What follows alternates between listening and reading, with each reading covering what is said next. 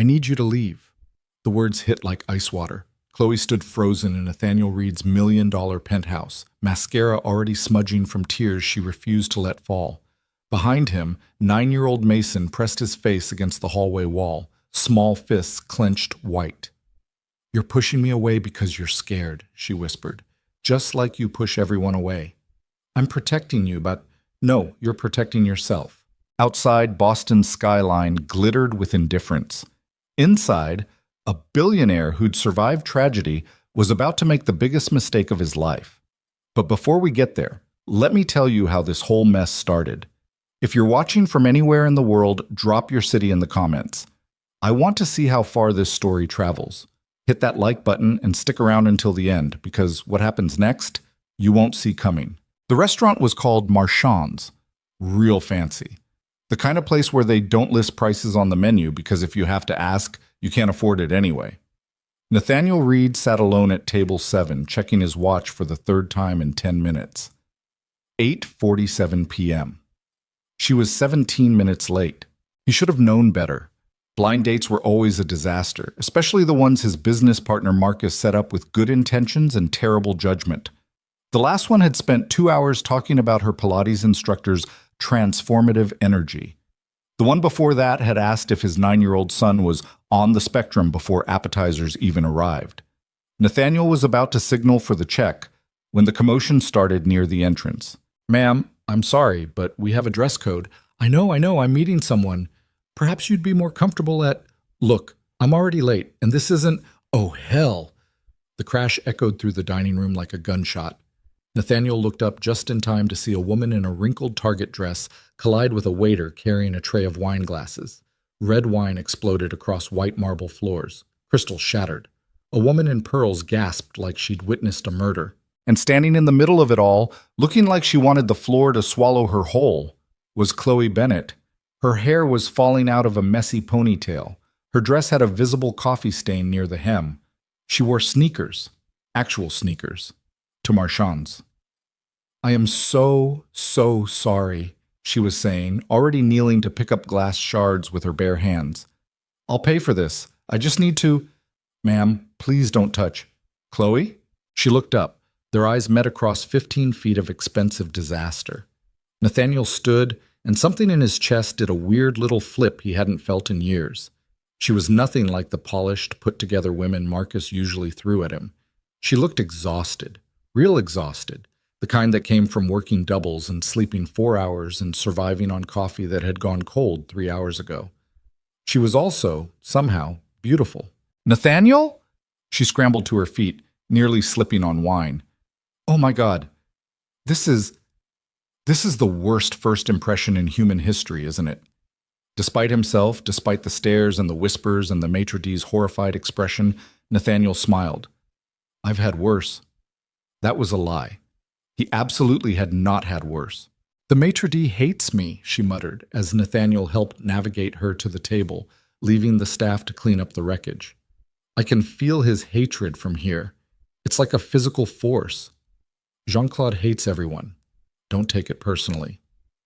"Easy for you to say. You didn't just recreate the wine scene from Sideways in a place where appetizers cost more than my rent." They sat. Chloe immediately knocked over the water glass, reaching for her napkin. "Oh, come on!" She caught it before it spilled, but just barely. "What is wrong with me tonight? Long day? Long year." She slumped back in her chair, then seemed to remember where she was and sat up straight again. "Sorry, Marcus said you were, well, he said you were rich and serious and probably wouldn't appreciate my whole—" She gestured vaguely at herself. "Disaster energy.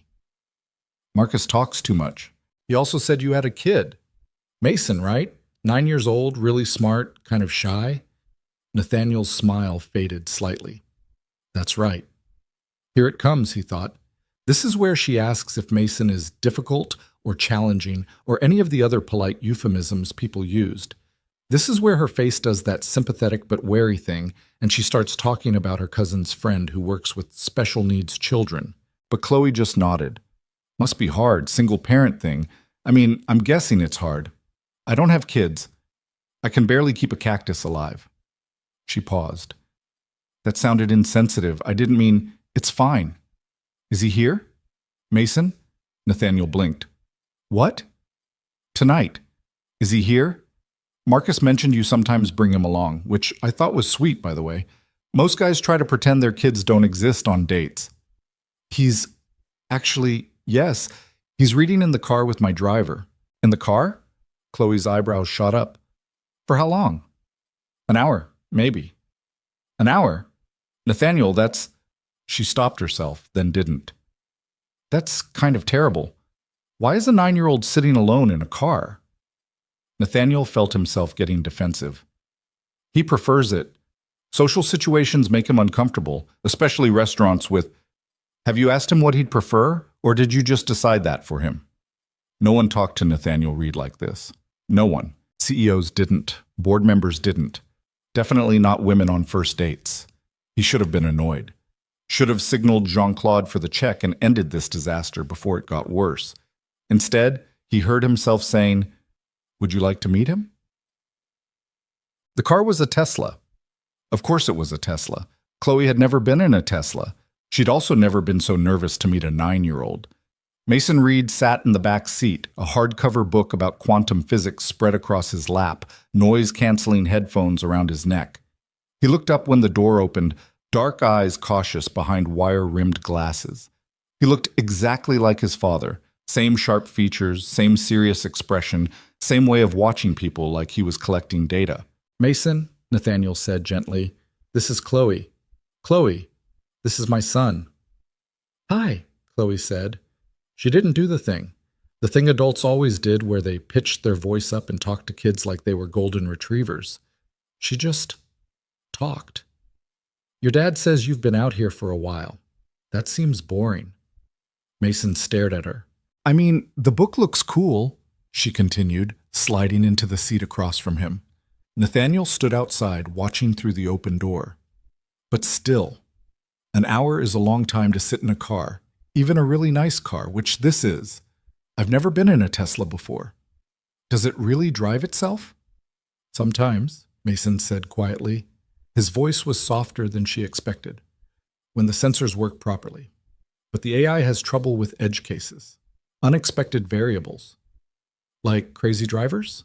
Like all drivers, humans are unpredictable. Can't argue with that. Chloe glanced at the book. Quantum physics, that's intense for 9. You understand that stuff? Mason's shoulders hunched slightly. Most people think I'm lying when I say yes. Well, I failed physics in high school, so I'm definitely not qualified to quiz you. But I believe you. She leaned forward. Can I ask you something, and you can be totally honest? He nodded, wary. Would you rather sit out here or come inside and get some food? Because I'm starving, and honestly, eating alone with your dad is kind of intimidating. He's very...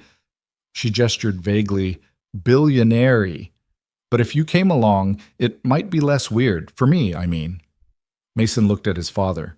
Nathaniel looked like he'd been hit with a brick. The restaurant is loud, Mason said finally, and bright. Too many people. Yeah, it is pretty loud, Chloe agreed. Tell you what if we didn't eat there? What if we went somewhere quieter? Your call. My call? Sure, you're the local. I just moved to Boston 3 months ago. I barely know anything except the library where I work and the cafe where I pull weekend shifts. Where's good? Mason was quiet for a long moment. Then, there's a diner 2 blocks from here. They have booths in the back. It's usually empty after 8. Chloe looked up at Nathaniel. Works for me if it works for you. Nathaniel Reed, Billionaire CEO, man who'd closed deals worth hundreds of millions without blinking, looked completely lost. You want to leave Marchand's? I want to not eat at a place where the staff is probably spitting in my food after the wine glass incident. So yeah, diner sounds great. Bog. The diner was called Rosie's. It smelled like coffee and fryer grease and had plastic menus with pictures of the food. Chloe loved it immediately. They took a corner booth. Mason slid in first, then Chloe, then Nathaniel on the opposite side. A waitress who looked about 60 and had a name tag reading Doris took their order without bothering to write anything down. You want the usual, honey? She asked Mason. Mason actually smiled, small but real. Yes, please. Grilled cheese and fries, extra pickles. Got it. She looked at Chloe. You? Same, but add a chocolate shake. Good choice. You? She looked at Nathaniel like she'd already judged him and found him wanting. Coffee, black, and I'll have the grilled cheese as well. Doris walked away shaking her head. Rich people slumming it at Rosie's. I've seen everything. Chloe burst out laughing. She couldn't help it. Nathaniel looked mortified. I'm sorry, Are you kidding? She's amazing. I want to be her when I grow up. Chloe turned to Mason. So, quantum physics, what's the deal? Explain it to me like I'm 5. You're not 5. Okay, explain it to me like I'm 30 and bad at science. Mason considered this. Everything is made of really tiny particles, smaller than atoms, and these particles don't follow normal rules. They can be in 2 places at once, or they can be connected even when they're far apart. It's called entanglement. That's wild. Most adults say it's too complicated for me to understand. Well, most adults are idiots. Chloe caught Nathaniel's look. Present company excluded. Maybe. For the first time all night, Mason laughed. Quiet and surprised, like he'd forgotten he knew how. Nathaniel stared at his son like he was seeing a ghost. The food came. They ate. And something strange happened. They talked. Really talked. Mason told Chloe about his favorite science documentaries and his pet hermit crab named Newton, and how he was teaching himself Python programming from YouTube videos. Chloe told him about working at the library and the weird people who came in and the man who'd asked for books about the government conspiracy to hide cheese from the American people. Nathaniel mostly watched, occasionally contributing, looking more and more like a man who'd stumbled into an alternate universe. Why'd you move to Boston? Mason asked at one point, stealing a fry from Chloe's plate. Her smile flickered. Needed a fresh start. My mom died about a year ago, cancer. We lived in Providence, but after, too many memories, too many places she wasn't anymore. I'm sorry, Mason said quietly. Thanks, kid. My mom died too, when I was 6. Chloe's eyes flicked to Nathaniel, who'd gone very still. That sucks, she said simply. Yeah. Do you remember her? Sometimes. Mostly I remember the accident, the noise, the way Dad looked after. Mason pushed his fries around his plate. He got really quiet. He's still quiet. He thinks I don't notice, but I do. Mason, Nathaniel started. It's okay, Dad. Mason looked up at him. I know you're sad. It's okay to be sad. The silence that followed wasn't uncomfortable. It was just honest. Well, Chloe said eventually, this got heavy fast. Should we talk about something lighter? Like the inevitable heat death of the universe or something? Mason cracked another smile. They stayed at Rosie's for 2 hours. By the time they left, Mason was showing Chloe videos of his hermit crab on Nathaniel's phone, and Chloe was teaching Mason the proper way to dunk a fry in a milkshake. He likes you, Nathaniel said quietly, while Mason was in the bathroom. He doesn't open up like that. He's a good kid. He is, but most people don't see it. They see a weird, too smart 9-year-old who doesn't make eye contact and talks about particle physics. They get uncomfortable. Chloe shrugged. Their loss. Mason's interesting. Most adults are boring as hell. Nathaniel looked at her, really looked at her, the messy hair and the coffee-stained dress, and the exhaustion around her eyes. The way she'd spilled wine and knocked over water and said exactly what she thought without smoothing it over. Can I see you again? He asked. Chloe blinked. Really? Really? Even after I destroyed half of Marchand's and insulted you multiple times? Especially after that. She smiled. Yeah. Okay, yeah, I'd like that. When they dropped her off at her apartment in Alston, a 4th-floor walk-up in a building that had definitely seen better decades, Mason was already asleep in the back seat. Thank you, Nathaniel said, for tonight, for being a disaster. Real. Chloe's smile softened. Thanks for not running when I shattered all that crystal. I thought for sure you'd bail. I almost did. But you didn't. No, Nathaniel agreed. I didn't. He watched her climb the stairs, trip on the 3rd one, catch herself, and keep going without looking back. When he got back in the car, Mason stirred. Dad? Yeah, bud? She's the first person who doesn't pretend. Nathaniel looked at his son in the rearview mirror. Pretend what? That she knows what she's doing. That things are fine when they're not. That I'm not weird. Mason yawned. Everyone else pretends. She doesn't. Nathaniel drove home through empty Boston streets, his son asleep in the back seat, his mind full of a woman in a wrinkled dress who'd turned his entire careful, controlled world upside down in one chaotic evening. He was absolutely going to see her again. Chloe's weekend shifts at Brewhaven started at 6 a.m. Nathaniel discovered this by accident when he drove past on a Saturday morning and saw her through the window, wearing a green apron and looking half dead. He told himself he was just in the neighborhood. He was absolutely not just in the neighborhood. His penthouse was 40 minutes away. The cafe was small and crowded, filled with students hunched over laptops and parents negotiating with toddlers. Chloe moved behind the counter like she'd been doing this for years, calling out drink names, making change, managing 3 conversations at once. She didn't notice him until he reached the front of the line. "Welcome to Brewhaven. What can I—" She stopped. "Nathaniel? Hi. What are you doing here? Getting coffee? At 7 a.m. on a Saturday? In Alston? I like trying new places." Behind him, someone coughed pointedly. The line was backing up. "What do you want?" Chloe asked, already reaching for a cup. "Whatever you recommend." "I recommend going back to bed for 3 more hours, but that's not on the menu." She scribbled something on a cup. "You're getting a double shot Americano because you look like the kind of person who judges people who order flavored lattes." "I don't judge people who order flavored lattes." "Vanilla latte," she called to her coworker without breaking eye contact. "He'll have a vanilla latte." Nathaniel couldn't help it. He laughed. He paid, waited at the end of the counter, watched Chloe work. She was good at this. The cafe was slammed, tickets piling up, steam wands hissing, and she never seemed rattled, just tired. The kind of tired that lived in your bones. When she handed him the drink, their fingers brushed. "This is really a vanilla latte, isn't it?" he asked. Only one way to find out. It was. It was absolutely a vanilla latte.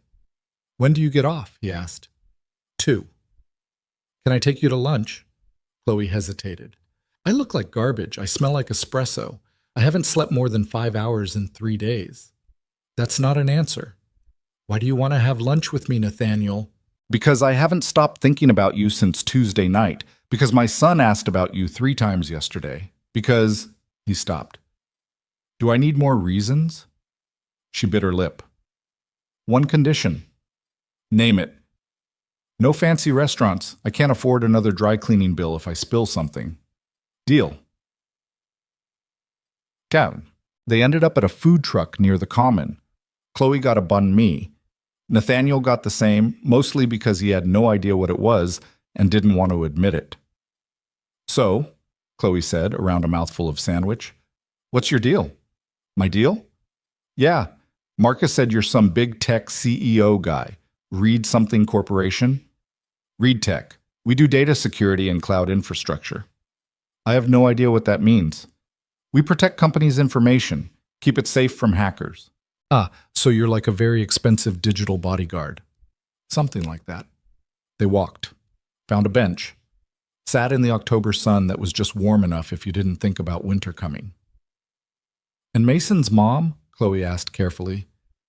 "If you don't want to talk about it, that's fine, but—" "Car accident, 3 years ago. Drunk driver ran a red light." Nathaniel stared at his sandwich. "Mason was in the car. He doesn't remember much. Just the impact. The sound." Jesus. He stopped talking for 6 months after, completely nonverbal. The therapist said it was trauma response. When he finally started speaking again, he was different, more withdrawn, more in his own head. "And you?" Chloe asked quietly. "How were you?" No one ever asked him that. I don't know, angry, guilty. I was supposed to drive them that night, but I had a conference call that ran late. If I just— Don't. Chloe's hand found his. Don't do the if-only thing. It'll eat you alive, trust me. Is that what you did? After your mom? For about 6 months, yeah. I played the whole thing on repeat. If I'd noticed the symptoms earlier. If I'd pushed her to see a doctor sooner, if I'd been a better daughter, paid more attention, called more often. She squeezed his hand. But here's the thing, it wouldn't have mattered. The cancer was stage 4 by the time we caught it. She had maybe 8 months from diagnosis to the end. And beating myself up didn't change that. It just made me miserable. How'd you stop? I didn't, really. I just got better at living with it. Some days are easier than others. She finished her sandwich, crumpled the wrapper. Your turn. How'd you end up letting Marcus set you up on blind dates? He worries, says I work too much, that Mason needs stability, a mother figure. And what do you think? Nathaniel was quiet for a moment. I think Mason needs people who don't treat him like he's broken. And I think I stopped looking for anything real a long time ago. It was easier to just go through the motions. Was? Past tense. Chloe met his eyes. This is moving kind of fast. Is that a problem? I don't know yet. Ask me again in a week. Bang. The week turned into 2 weeks. 2 weeks turned into a month. Nathaniel found excuses to stop by Brew Haven. Chloe found excuses to text him articles about quantum physics for Mason. They met for lunch. Coffee. A movie neither of them paid attention to because they spent the whole time talking in whispers that got them shushed 4 times. Mason asked when Chloe was coming over. I don't know, bud. Can she come over? Maybe, if she's not busy. She works at the library on Tuesdays. You could ask her then. Nathaniel looked at his son. How do you know she works at the library on Tuesdays? You told me. Last week. I did? You talk about her a lot, Dad. And that's how Nathaniel ended up at the Brookline Public Library on a Tuesday afternoon, pretending to browse the new releases while watching Chloe help an elderly man figure out the printer. She wore jeans and a cardigan with a hole in the elbow. Her hair was in a bun held up with what looked like a pencil. She looked focused, patient, happy. When the man finally got his documents printed, all 17 pages, Chloe looked up and froze. Are you stalking me? I prefer the term strategically appearing in public places where you happen to work. That's definitely stalking. Mason wants to know if you'll come to dinner, at our place, this Friday. Chloe's eyebrows rose. Dinner at your place? I'll cook. You cook?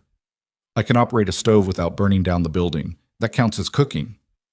Nathaniel Reed, Billionaire CEO, domesticating himself for a library worker from Alston. What will the society pages say? I don't care what they say. And looking at him, standing there in his expensive suit in the middle of the public library, Chloe believed him. Okay, she said. Friday? But if you actually cook, I'm bringing dessert. Fair warning, I'm a terrible baker. Whatever I bring will probably be a disaster. I'm starting to think disaster is your natural state. You're not wrong. Chloe brought brownies, or what were supposed to be brownies. They looked more like chocolate hockey pucks. I followed the recipe, she said defensively, standing in Nathaniel's penthouse foyer holding a sad Tupperware container. I don't understand what went wrong. Mason peered at them. Did you use baking soda or baking powder? There's a difference? Yeah, a chemical difference. Baking soda needs acid to activate. Baking powder has acid already in it. I have no idea which one I used. These are definitely baking soda without enough acid. Mason poked one. It didn't give. We can still eat them. Probably. The penthouse was enormous. Floor-to-ceiling windows overlooking Boston Harbor. Sleek modern furniture that looked expensive because it was. Kitchen with counters so clean Chloe was afraid to touch anything. And in the middle of it all, Nathaniel wearing an apron that said, "Kiss the cook," that was definitely a joke gift from someone. Marcus, he explained when he caught her staring. Last Christmas. It's perfect. Don't ever take it off. Dinner was pasta. Homemade sauce that actually smelled incredible. Salad. Garlic bread that Mason had helped make and was very proud of. They ate at the counter instead of the dining table because Mason said the dining room was too fancy and weird. Chloe immediately liked the kid even more. So, she said, twirling pasta, what's the coolest thing you learned this week? Mason didn't even hesitate. Octopuses have 3 hearts. 2 pump blood to the gills, 1 pumps it to the rest of the body. And their blood is blue because it has copper instead of iron. That's metal. It's actually copper-based hemocyanin. No, I mean, Never mind. That's really cool, though. 3 hearts. Imagine having 3 hearts. If one breaks, you'd still have 2 backups, Mason said thoughtfully. The statement hung in the air for a moment. Nathaniel's hand stilled on his fork. Yeah, Chloe said quietly. You would. After dinner, Mason showed Chloe his room. It was exactly what she'd expected. Books everywhere, a computer setup that probably cost more than her car, posters of the solar system and the periodic table. This is Newton, Mason said, pointing to a small terrarium where a hermit crab sat motionless. Hi, Newton. He's nocturnal. He doesn't do much during the day. Relatable. Mason sat on his bed, legs swinging.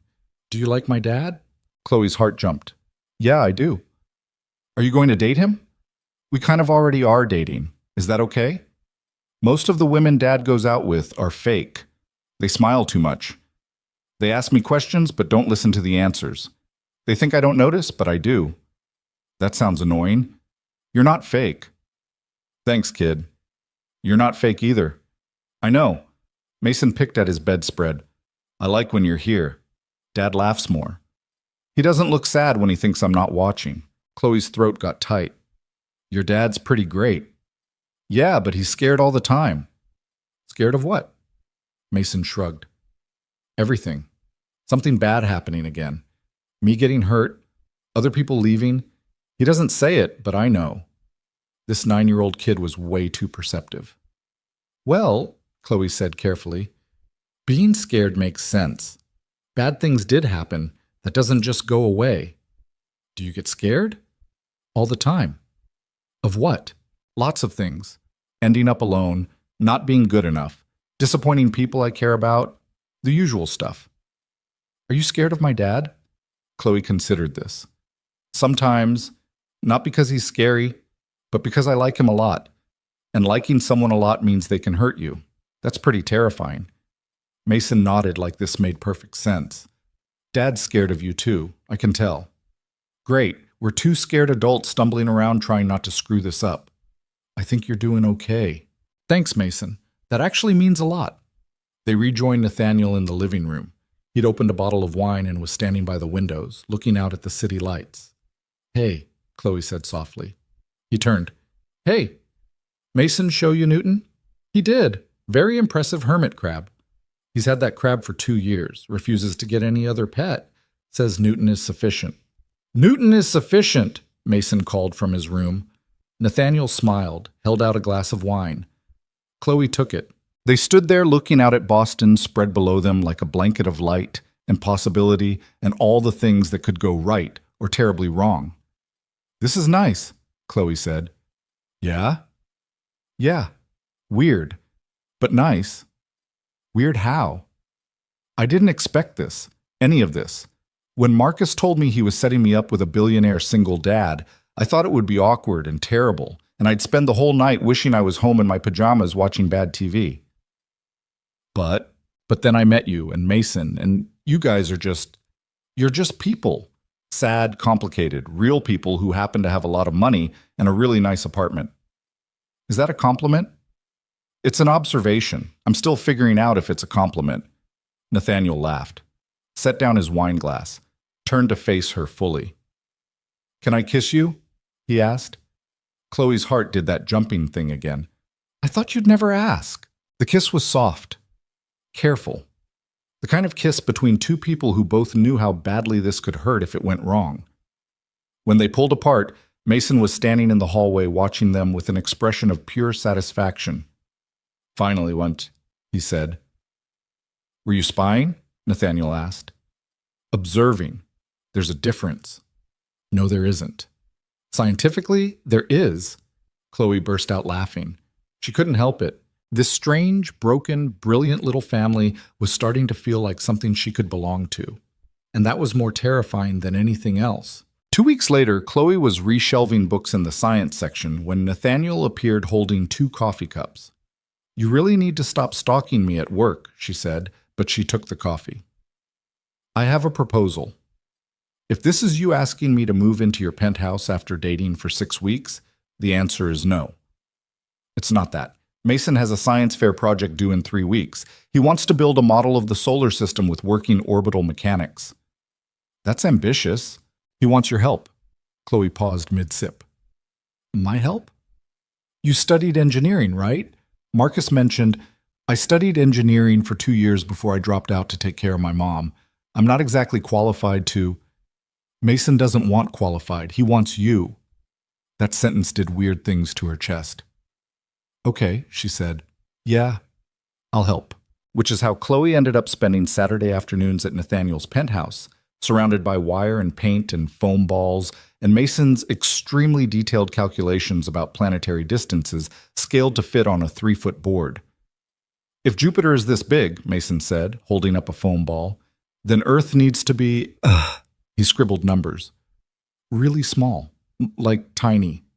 A marble, maybe.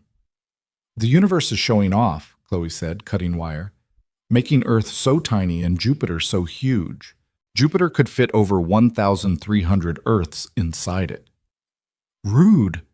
Nathaniel watched them from the kitchen counter, laptop open, trying to work but mostly just watching. Chloe had paint on her face. Mason was completely focused, explaining orbital mechanics with his hands.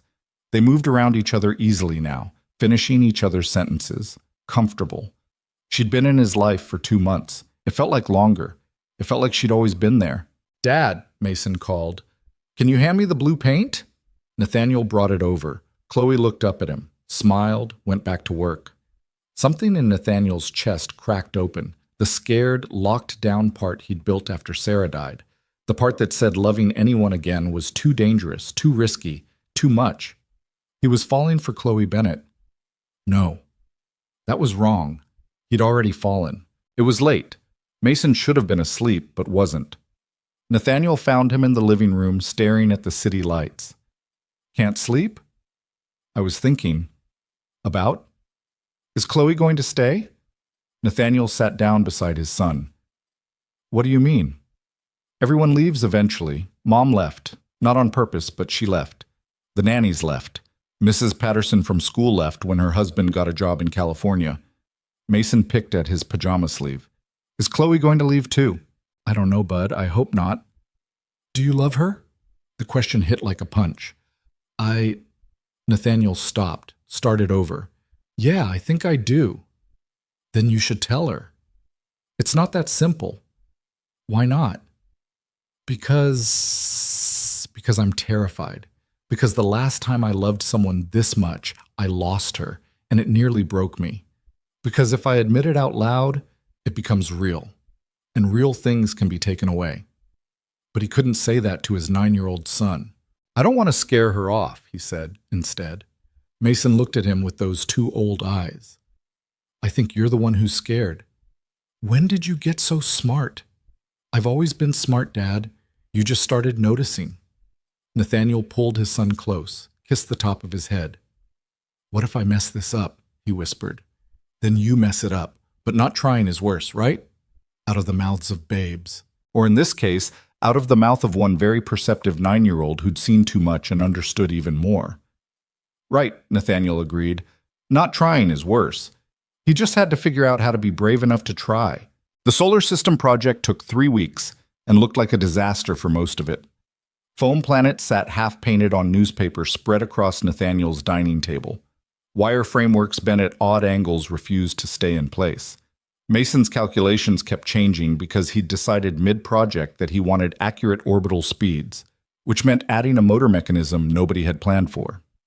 This is getting complicated, Chloe said, squinting at Mason's latest sketch. Science is complicated, Mason replied, not looking up from his work. Yeah, but this is a 4th-grade science fair, not NASA. NASA would do it, right? NASA has $1 billion budget and engineers with actual degrees. We have duct tape and spray paint. Nathaniel walked in carrying Chinese takeout. It had become their routine. Saturday afternoons working on the project, dinner together, Chloe staying late enough that leaving felt strange. She'd started keeping a toothbrush in the guest bathroom, a change of clothes in the closet, small things that neither of them acknowledged out loud because acknowledging them meant admitting this was becoming something real and permanent and terrifying. How's it going? Nathaniel asked, setting down the food. Mason held up a bent coat hanger. We're problem solving. That's code for nothing's working, Chloe translated. They ate straight from the containers, sitting on the floor because the table was covered in project supplies. Mason explained his motor plan between bites of lo mein. Chloe pointed out the 17 reasons it wouldn't work. Nathaniel suggested simplifying. Mason looked personally offended by the concept of simplification. "I'm going to make it work," the kid insisted. "Your confidence is admirable," Chloe said. "Your plan is still terrible. You sound like Dad." "I'm going to choose to take that as a compliment." Nathaniel's phone buzzed. He glanced at it, frowned. "Work?" Chloe asked. "Marcus. Wants to know if I'm coming to some charity gala next month. I forgot I said maybe." "Are you going?" "I hate those things." "He probably needs the moral support, or a designated driver, or someone to stop him from bidding on terrible art." "All of the above." Nathaniel looked at her carefully. "Would you want to come with me?" The room went quiet. Mason stopped eating. Chloe's fork paused halfway to her mouth. "To a charity gala," she said slowly. "It's black tie. Open bar. Mediocre food served on tiny plates. Generally terrible." "You're really selling it." "I just thought you could meet some people. See that part of my life, if you wanted." What he wasn't saying was louder than what he was. Meeting people meant being seen together publicly. It meant introducing her as his girlfriend, not just some woman he was casually seeing. It meant the Boston society crowd would know about her, talk about her, judge her. Chloe set down her fork. "I don't have anything to wear to something like that." "We can fix that." "Nathaniel, I can't afford a dress that costs—" "I didn't ask if you could afford it. I asked if you wanted to come." "That's not the same thing." "Isn't it?" Mason watched them like he was observing a tennis match. "I don't fit into that world," Chloe said quietly. "I'm a library assistant who serves coffee on weekends.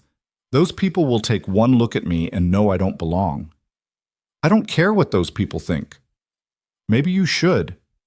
"Why?" "Because you have a company to run, a reputation, a son who has to grow up in this city, and showing up with some broke nobody from Alston isn't going to help any of that." Nathaniel's jaw tightened. "Don't do that." "Do what?" "Talk about yourself like you're less than you are. You're not some broke nobody. You're smart and kind, and Mason loves you, and I—" He stopped, swallowed. "I want you there. That's all that matters." The words hung in the air between them. Mason had gone very still. Chloe looked down at her hands. "Okay. Okay. I'll go. But if I embarrass you—" "You won't." "You don't know that." "Yeah, I do." Mason cleared his throat. "Can we finish eating? The lo mein's getting cold." The moment broke. They went back to dinner, but something had shifted. Chloe felt it in her chest, heavy and warm and scary. After Mason went to bed, she helped Nathaniel clean up. They moved around the kitchen in comfortable silence, loading the dishwasher, wiping down counters. "You didn't have to invite me to that thing," Chloe said eventually. "I wanted to." "Why?" Nathaniel turned to face her. "Because I'm tired of keeping parts of my life separate. Work in one box, Mason in another, you in another. I don't want boxes anymore." That's a very emotionally mature thing to say. My therapist would be proud. "You have a therapist?" "Had. After Sarah died. Mason and I both went for about a year." He leaned against the counter.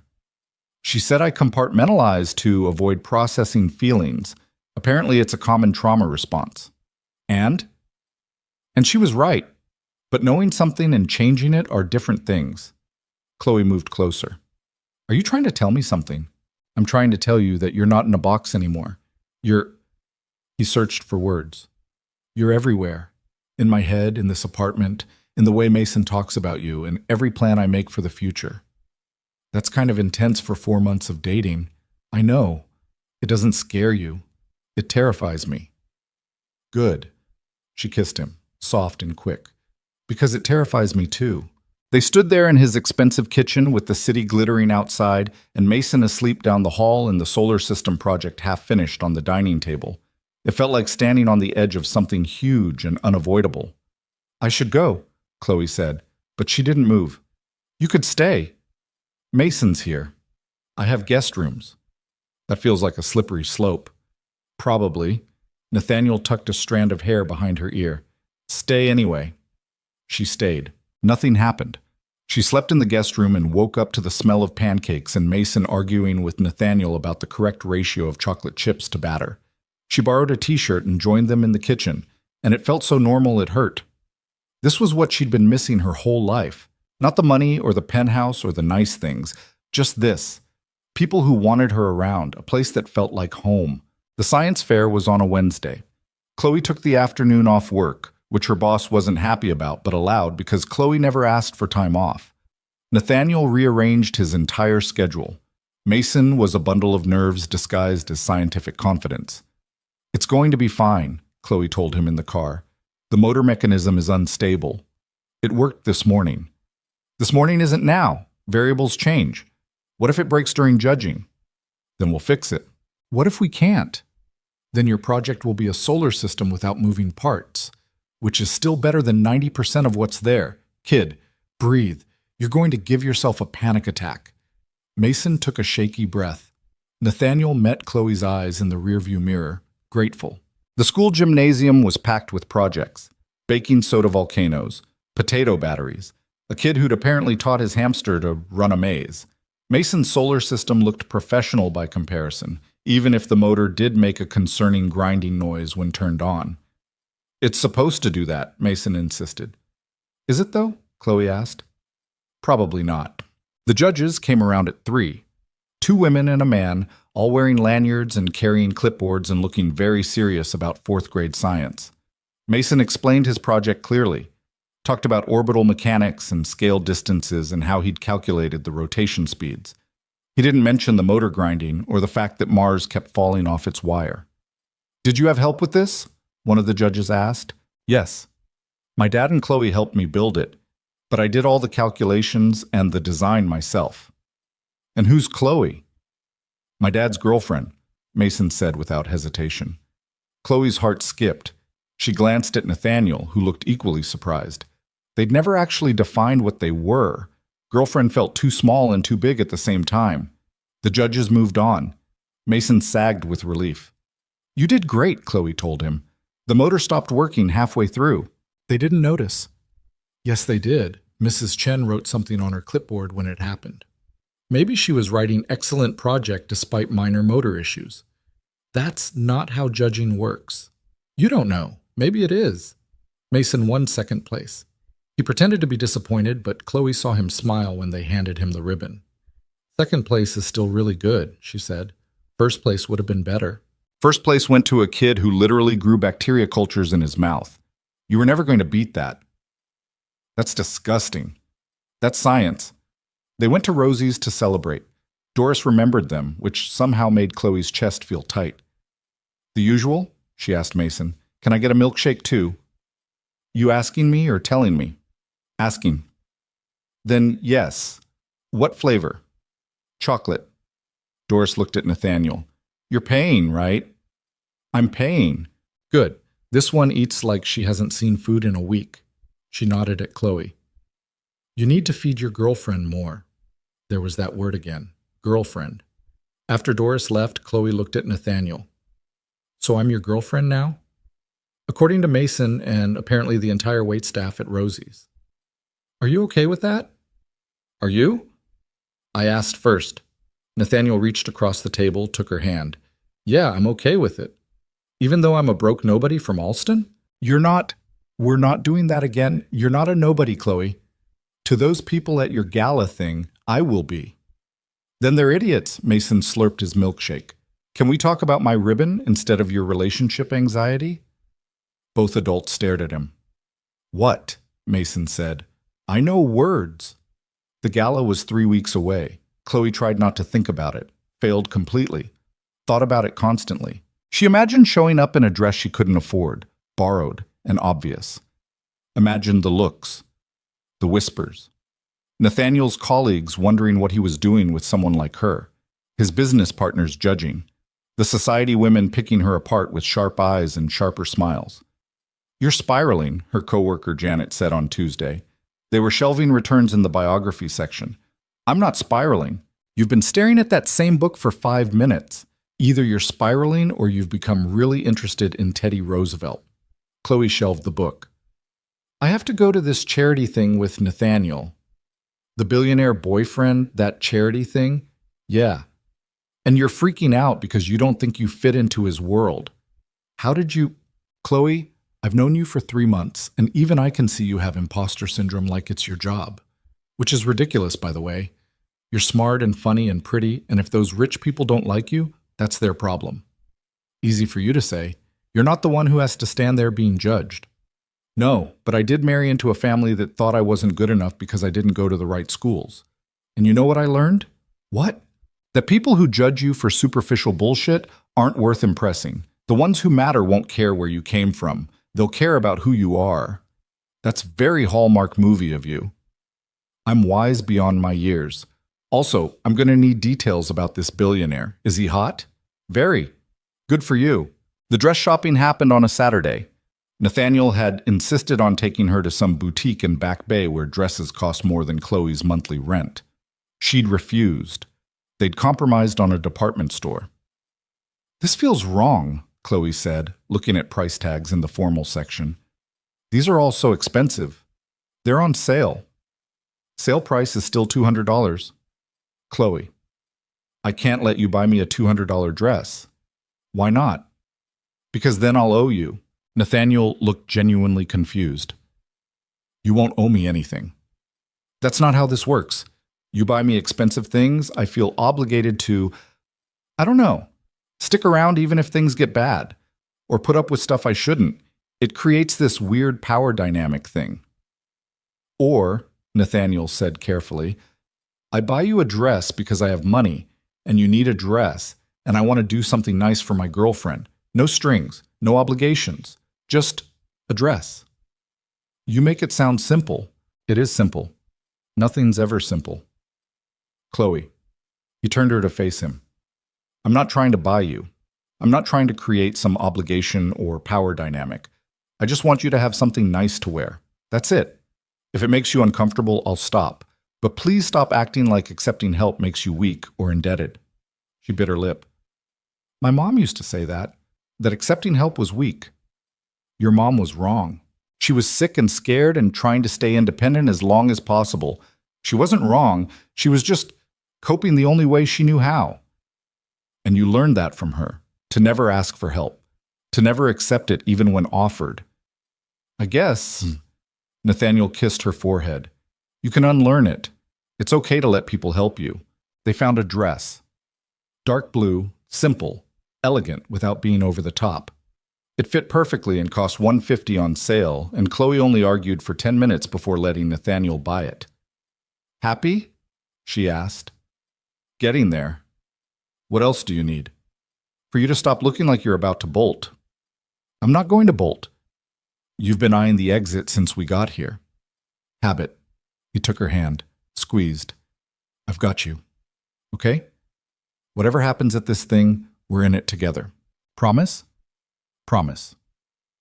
2 weeks before the gala, Chloe's boss asked her to come in early for a meeting. Her stomach dropped. Early meetings were never good. Patricia Miller was 60, efficient, and generally fair but not warm. She ran the library like a ship and expected her crew to perform. Sit, Patricia said, gesturing to the chair across from her desk.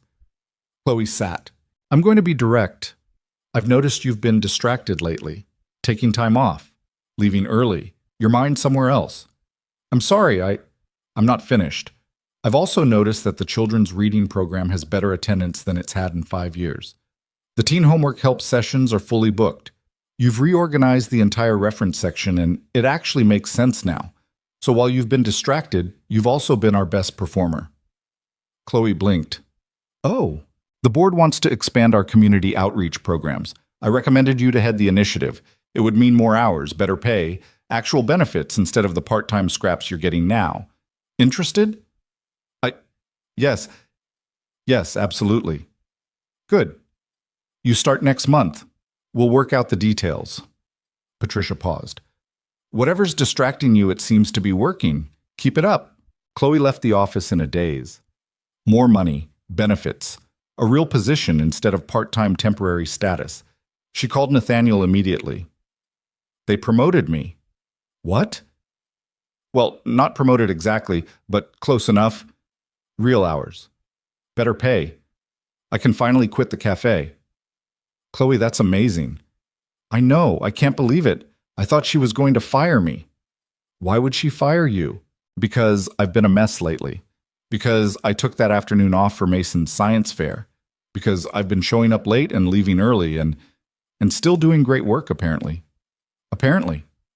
She could hear the smile in his voice. We should celebrate. Can't. I have to work tonight. After. Come over after. Mason's at a sleepover. We'll have the place to ourselves. Something in his tone made her stomach flip. Nathaniel Reed, are you propositioning me? Is it working? Maybe. Come over. I'll order from that Thai place you like. We'll celebrate properly. She came over. They ate Thai food on the couch and drank wine and talked about everything and nothing. And when Nathaniel kissed her, she kissed back. And when he asked if she wanted to stay, she said yes. She woke up in his bed, sunlight streaming through floor-to-ceiling windows, Nathaniel's arm around her waist. For the first time in longer than she could remember, Chloe felt happy. Not just okay, not just surviving, actually genuinely happy. Morning, Nathaniel mumbled into her hair. Morning. How'd you sleep? Really well. Your bed is obscenely comfortable. It should be. It costs more than most people's cars. That's disgusting. But you're not getting out of it, are you? Absolutely not. They stayed there for another hour, talking in soft voices, watching the city wake up below them. Chloe told him about her mom, about nursing her through chemo and radiation and the awful slow decline after, about dropping out of school and giving up her dreams and not regretting it because what else could she have done? Nathaniel told her about Sarah, about their complicated marriage, and the fights they'd hidden from Mason, and the guilt he still carried because the last thing they'd argued about before she died was something stupid, something he couldn't even remember now. We weren't perfect, he said quietly. People think we were. The grieving widower and his lost perfect wife, but we weren't. We were just two people who loved each other and fought sometimes and were trying to figure it out when we ran out of time. Do you still love her? Part of me always will. She's Mason's mom, but it's different now, less sharp, more like... He searched for words. Like looking at an old photograph. You remember the moment, but you're not in it anymore. And now? Now I'm here. With you, and I don't want to be anywhere else. Chloe's throat got tight. I'm falling for you, like really falling, and it scares the hell out of me. Yeah? Yeah. Because people I love tend to leave, and I don't know if I could survive losing you too. Nathaniel pulled her closer. I'm not going anywhere. You can't promise that. No, but I can promise to try, to show up, to not run when things get hard. That's all I can ask for. They kissed again, and this time it felt less like the beginning of something and more like the middle. Like they'd already passed the point of no return and were just acknowledging it now. The gala crept closer. Chloe tried on the dress 3 times to make sure it still fit. Practiced walking in heels she'd borrowed from Janet. Watched YouTube videos about small talk and etiquette and how to hold a wine glass properly. You're overthinking this, Mason said one afternoon. They were working on his homework at the dining table while Nathaniel was at the office. I'm preparing. You're spiraling, Chloe. It's just a party. It's not just a party. It's your dad's world, his colleagues and business partners and all these important people who are going to judge whether I'm good enough to be with him. Who cares what they think? Your dad should care. His reputation matters. His happiness matters more. Mason set down his pencil. You make him happy. I've never seen him like this. He smiles now. He laughs. He doesn't work until midnight every night. That's because of you. Mason, I'm not dumb. I know people are going to be mean. Rich people are usually mean to people who don't have money. But Dad doesn't care about that. And neither should you. When did you get so wise? I've always been wise. You just started listening. Chloe laughed despite herself. Fair point. The night before the gala, she couldn't sleep. Kept thinking about all the ways it could go wrong. How she'd say the wrong thing, or wear the dress wrong, or use the wrong fork, or just generally prove to everyone that she didn't belong. Her phone buzzed at 2 a.m. Nathaniel. You awake? Chloe. Unfortunately. Nathaniel. Nervous? Chloe. Terrified. Nathaniel. Me too. Chloe, you? Why? Nathaniel, because I'm bringing someone I care about into a room full of sharks and I can't protect you from all of them. Chloe, I don't need protecting Nathaniel. I know. Doesn't stop me from wanting to. Chloe, we'll be fine. Nathaniel, promise? Chloe, no, but we'll survive it. Probably. Nathaniel, good enough for me. Get some sleep. Chloe, you too. Nathaniel, see you tomorrow. You're going to be beautiful. Chloe, you're biased, Nathaniel. Completely. Still true. She fell asleep smiling, phone still in her hand, less afraid than she'd been all week. Tomorrow would be hard. Tomorrow she'd walk into Nathaniel's world and face judgment and whispers and all the ways she didn't fit. But tomorrow she wouldn't be alone. And somehow that made all the difference. The car service picked her up at 6. Chloe had spent 2 hours getting ready, which was 90 minutes longer than she'd ever spent on her appearance in her entire life. The blue dress fit perfectly. Her hair was up in a style she'd watched 3 YouTube tutorials to achieve. She wore makeup. Actual makeup, not just the mascara she swiped on for work sometimes. She looked in the mirror and barely recognized herself. The driver was professional and silent, which Chloe appreciated because she was too nervous to make small talk. They drove through Boston as the sun set, turning buildings into gold and shadow. The hotel where the gala was being held was in the financial district, all glass and steel and the kind of understated elegance that screamed money. Nathaniel was waiting in the lobby. He wore a tuxedo like he'd been born in one, and when he saw her, something in his expression shifted. "Wow," he said. "Is that a good wow or a what have you done to yourself wow?" "Definitely good. You look incredible." "I feel like I'm wearing a costume." "You're not. You look like you." He took her hand, kissed her knuckles. "Beautiful." "You're required to say that. Boyfriend rules." "Doesn't make it less true." Marcus appeared from somewhere, grinning. "There she is, the woman who finally got this workaholic to take a night off." "Hi, Marcus. You clean up nice, Bennett. Almost didn't recognize you without coffee stains." "I'm saving those for later. Really make an impression." Marcus laughed. He was with a date, too. A tall woman with perfect posture and a dress that probably cost more than Chloe's car. Her name was Victoria, and she worked in finance, and she looked at Chloe with the kind of polite interest that didn't quite reach her eyes. "Shall we?" Nathaniel said, offering his arm. Chloe took it. Her heels clicked on marble floors. They passed through massive doors into a ballroom that looked like something out of a movie. Crystal chandeliers, tables draped in white and gold, a string quartet playing something classical in the corner, people everywhere, all of them dressed like they'd stepped out of a magazine spread. Chloe's stomach dropped. "Breathe," Nathaniel murmured. "I'm breathing." "You're holding your breath," she exhaled. "Better?" "Getting there." They found their table. 8 seats, assigned seating based on some system Chloe didn't understand. Nathaniel pulled out her chair. She sat, trying to remember all the etiquette rules she'd crammed the night before. Napkin in lap. Multiple forks meant start from outside and work your way in. Don't drink too much. Smile. Be polite. Don't embarrass him. The other people at their table arrived gradually. A couple in their 50s who owned a tech startup. A venture capitalist named Derek, who looked like he'd never smiled in his life. A woman named Cassandra, who wore diamonds like armor and introduced herself as the chair of some committee Chloe had never heard of. "And you are?" Cassandra asked, looking at Chloe with sharp eyes. "Chloe Bennett." "And what do you do, Chloe?"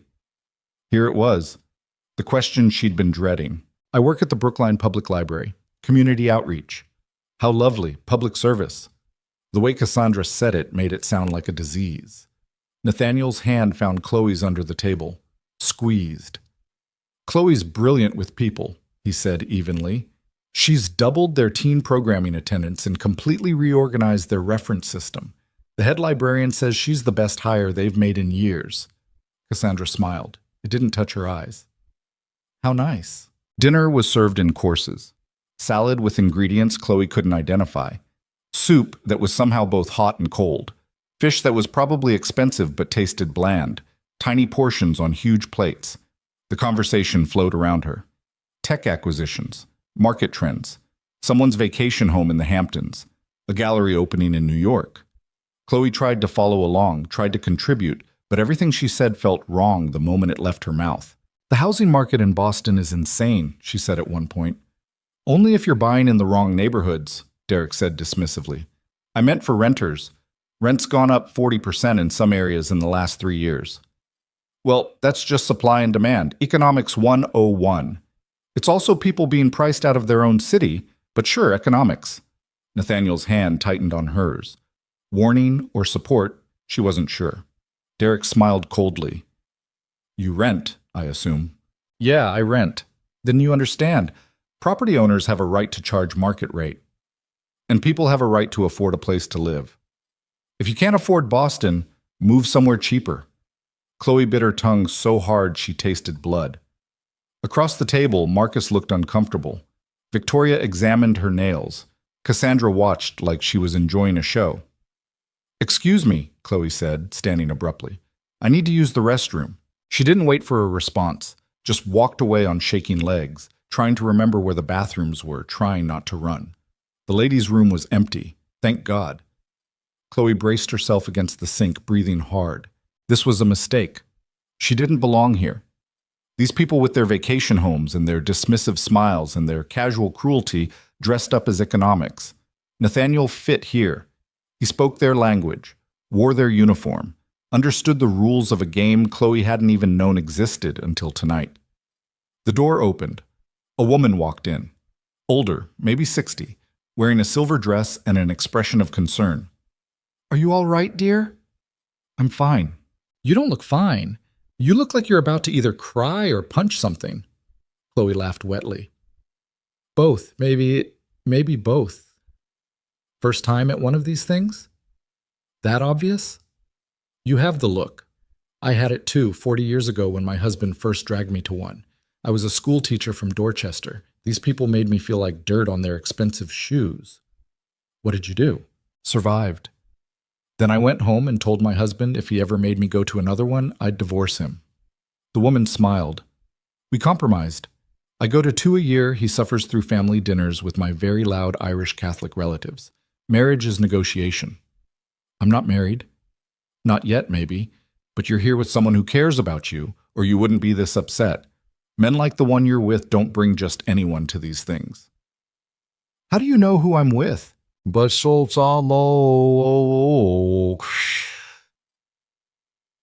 I saw the way Nathaniel Reed looked at you when you walked away, like his whole world just left the room. Chloe's chest got tight. Here's what I've learned, the woman continued. These people, most of them are miserable. They have money and status and beautiful things, but they're not happy. They judge because it makes them feel superior. They attack because they're threatened. Don't let them make you small. I don't know how to be big. Yes, you do. You just have to remember that their opinion doesn't define your worth. You define your worth.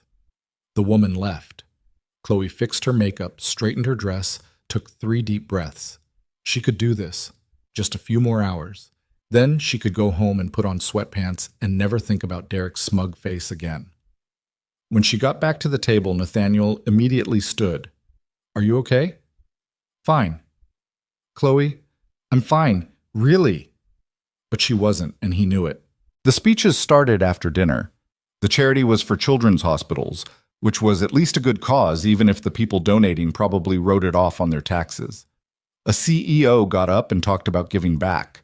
A doctor showed slides of kids in hospital beds.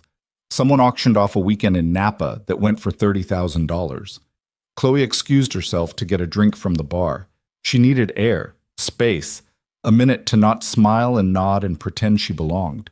The bar was quieter. She ordered a glass of wine, leaned against the polished wood, watched the gala continue without her. Escaping? She turned. A man in his 40s, handsome in that polished way rich men usually were. He smiled like he was used to getting what he wanted. Just needed a break, Chloe said. These things are exhausting. I'm James. He offered his hand. She shook it. Chloe. I know, you're with Nathaniel Reed. Word travels fast. Small world, high society Boston. Everyone knows everyone's business. James ordered a scotch. So how'd you meet? You're not the usual type he brings around. What's the usual type? Investment bankers, lawyers, women who speak fluent corporate and look good at board meetings. I'm a librarian. I know, I asked around. Something about his tone made Chloe's skin prickle. Why? Curiosity. Nathaniel's been off the market since his wife died. Then suddenly, he shows up with someone completely different from anyone he's ever dated. People are talking. Let them talk. They're saying you're a charity case, that he's trying to save you, that you're using him for his money. The words landed like slaps. They're saying that to my face or behind my back. Does it matter? Yeah, it does. James sipped his drink. Look, I don't mean to be cruel, just giving you a heads up. This world, it's brutal to outsiders. Nathaniel's a good guy, but he's also a billionaire CEO with a company to run and a reputation to protect. Eventually, he's going to realize that having a girlfriend who works at a library and can't hold her own at a dinner party is a liability. Fuck you. James blinked. Excuse me? You heard me? Fuck you. You don't know anything about me or Nathaniel or what we have. And you standing here pretending to be helpful while you tear me down? That's not concern. That's just you being an asshole. I'm trying to I don't care what you're trying to do. Leave me alone. She walked away, heart pounding, hands shaking. Found the bathroom again. Locked herself in a stall and let the tears come. She wasn't crying because James was wrong. She was crying because part of her worried he was right. When she finally emerged, mascara repaired for the second time that night, Nathaniel was waiting outside the bathroom. Chloe, how long have you been standing here? 5 minutes. I saw you talking to James Pritchard, and then you ran off, and I thought... He stopped. What did he say to you? Nothing. That's not nothing. You're upset. I'm fine. Stop saying that. You're not fine. You haven't been fine all night. Talk to me. Not here. Then let's go. We can't leave. The gala isn't over. I don't care. Nathaniel, these are your people, your colleagues. You can't just watch me. He took her hand and pulled her toward the exit. Past the ballroom, past the bar, past the people who stared and whispered. Out into the cool November night, where the air didn't smell like expensive perfume and judgment. The car was waiting. Nathaniel gave the driver an address, and they pulled away from the hotel, away from the gala, away from everything. I'm sorry, Chloe said quietly. For what? For making you leave. For not fitting in. For being exactly what everyone probably thinks I am. Which is what? Some poor girl who doesn't belong in your world. Nathaniel turned to face her. Do you want to know what I see when I look at you? Not really. Too bad. I see someone brave enough to show up to something terrifying because I asked her to. I see someone who called Derek on his bullshit about housing when everyone else just nodded along. I see someone who makes my son laugh and challenges me to be better and doesn't take my crap when I'm being difficult. Nathaniel. I don't care what James Pritchard or Cassandra, whatever her name is, or anyone else in that room thinks. They don't matter. You matter. This matters. He gestured between them. Everything else is just noise. But it affects you, your reputation, your business relationships. My business relationships will survive me dating someone who works at a library. And if they don't, then I don't want them anyway. You say that now, but eventually... Eventually what? Eventually I'll realize that I need someone who fits perfectly into a world I barely tolerate. Someone who says the right things and wears the right clothes and doesn't challenge me or make me feel anything real. He shook his head. I had that with Sarah. We looked perfect on paper, came from the same background, understood the same social rules. And we were miserable half the time because we were both pretending to be something we weren't. You loved her. I did. But not the way I love... He stopped, swallowed. Not the way I feel about you. The world tilted. What? You heard me. Nathaniel, you can't just... I love you. I've been in love with you since you knocked over that water glass at Marchand's and didn't apologize. You just laughed. Since you told Mason the truth instead of what you thought he wanted to hear. Since you showed up to his science fair on your day off and helped him fix his motor when it broke. I love you, Chloe. And if that scares you, tough. I'm done pretending I don't. Chloe couldn't breathe, couldn't think, could only stare at this man who'd just blown her entire world apart with 3 words. "This is too fast," she managed. "Probably. We've only been together 5 months." "I know." "You barely know me." "I know enough." "Nathaniel, you don't have to say it back. I just needed you to know. Needed you to understand that tonight, all that bullshit in there, it doesn't change how I feel. It doesn't make me second-guess this. If anything, watching you handle those people, watching you stand up to Derek even when your hands were shaking under the table, just made me more sure. I didn't handle them. I ran away twice. You survived. In a room designed to make you feel small, you survived. That's not nothing." The car pulled up to her building. Chloe stared at the familiar crooked front steps, the window with the broken blind, the world she'd inhabited before Nathaniel Reed crashed into it. "I can't do this," she said quietly. Nathaniel went still. "What?" "This. Us. Your world. I can't keep showing up to places where people look at me like I'm some charity project you're trying to save, where every conversation is a test I'm failing, where I have to constantly prove I'm good enough to be with you. I don't need you to prove anything, but everyone else does, and eventually you're going to get tired of defending me, of explaining why you're with someone so far below your tax bracket, of dealing with the whispers and the judgment and all of it. No, I won't." "Yes, you will. And then what? Then we're both miserable and Mason's caught in the middle and it all falls apart anyway, except now it hurts 100 times worse because we waited too long to face reality. So this is you running. This is me being realistic. This is you being scared." "Of course I'm scared." The words burst out of her. "I'm terrified. Because I love you too, you idiot.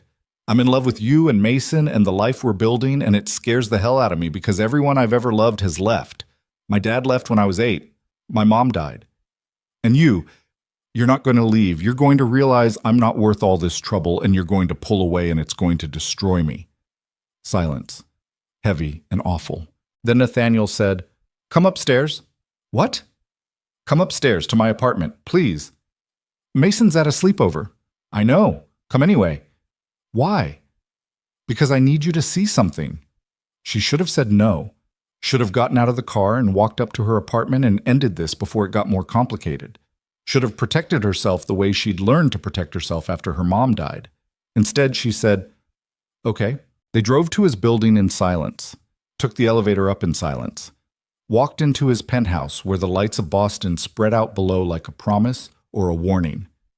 Nathaniel disappeared into his bedroom, came back carrying a box, set it on the coffee table. "What is this?" Chloe asked. "Open it." Inside were papers, documents, photos.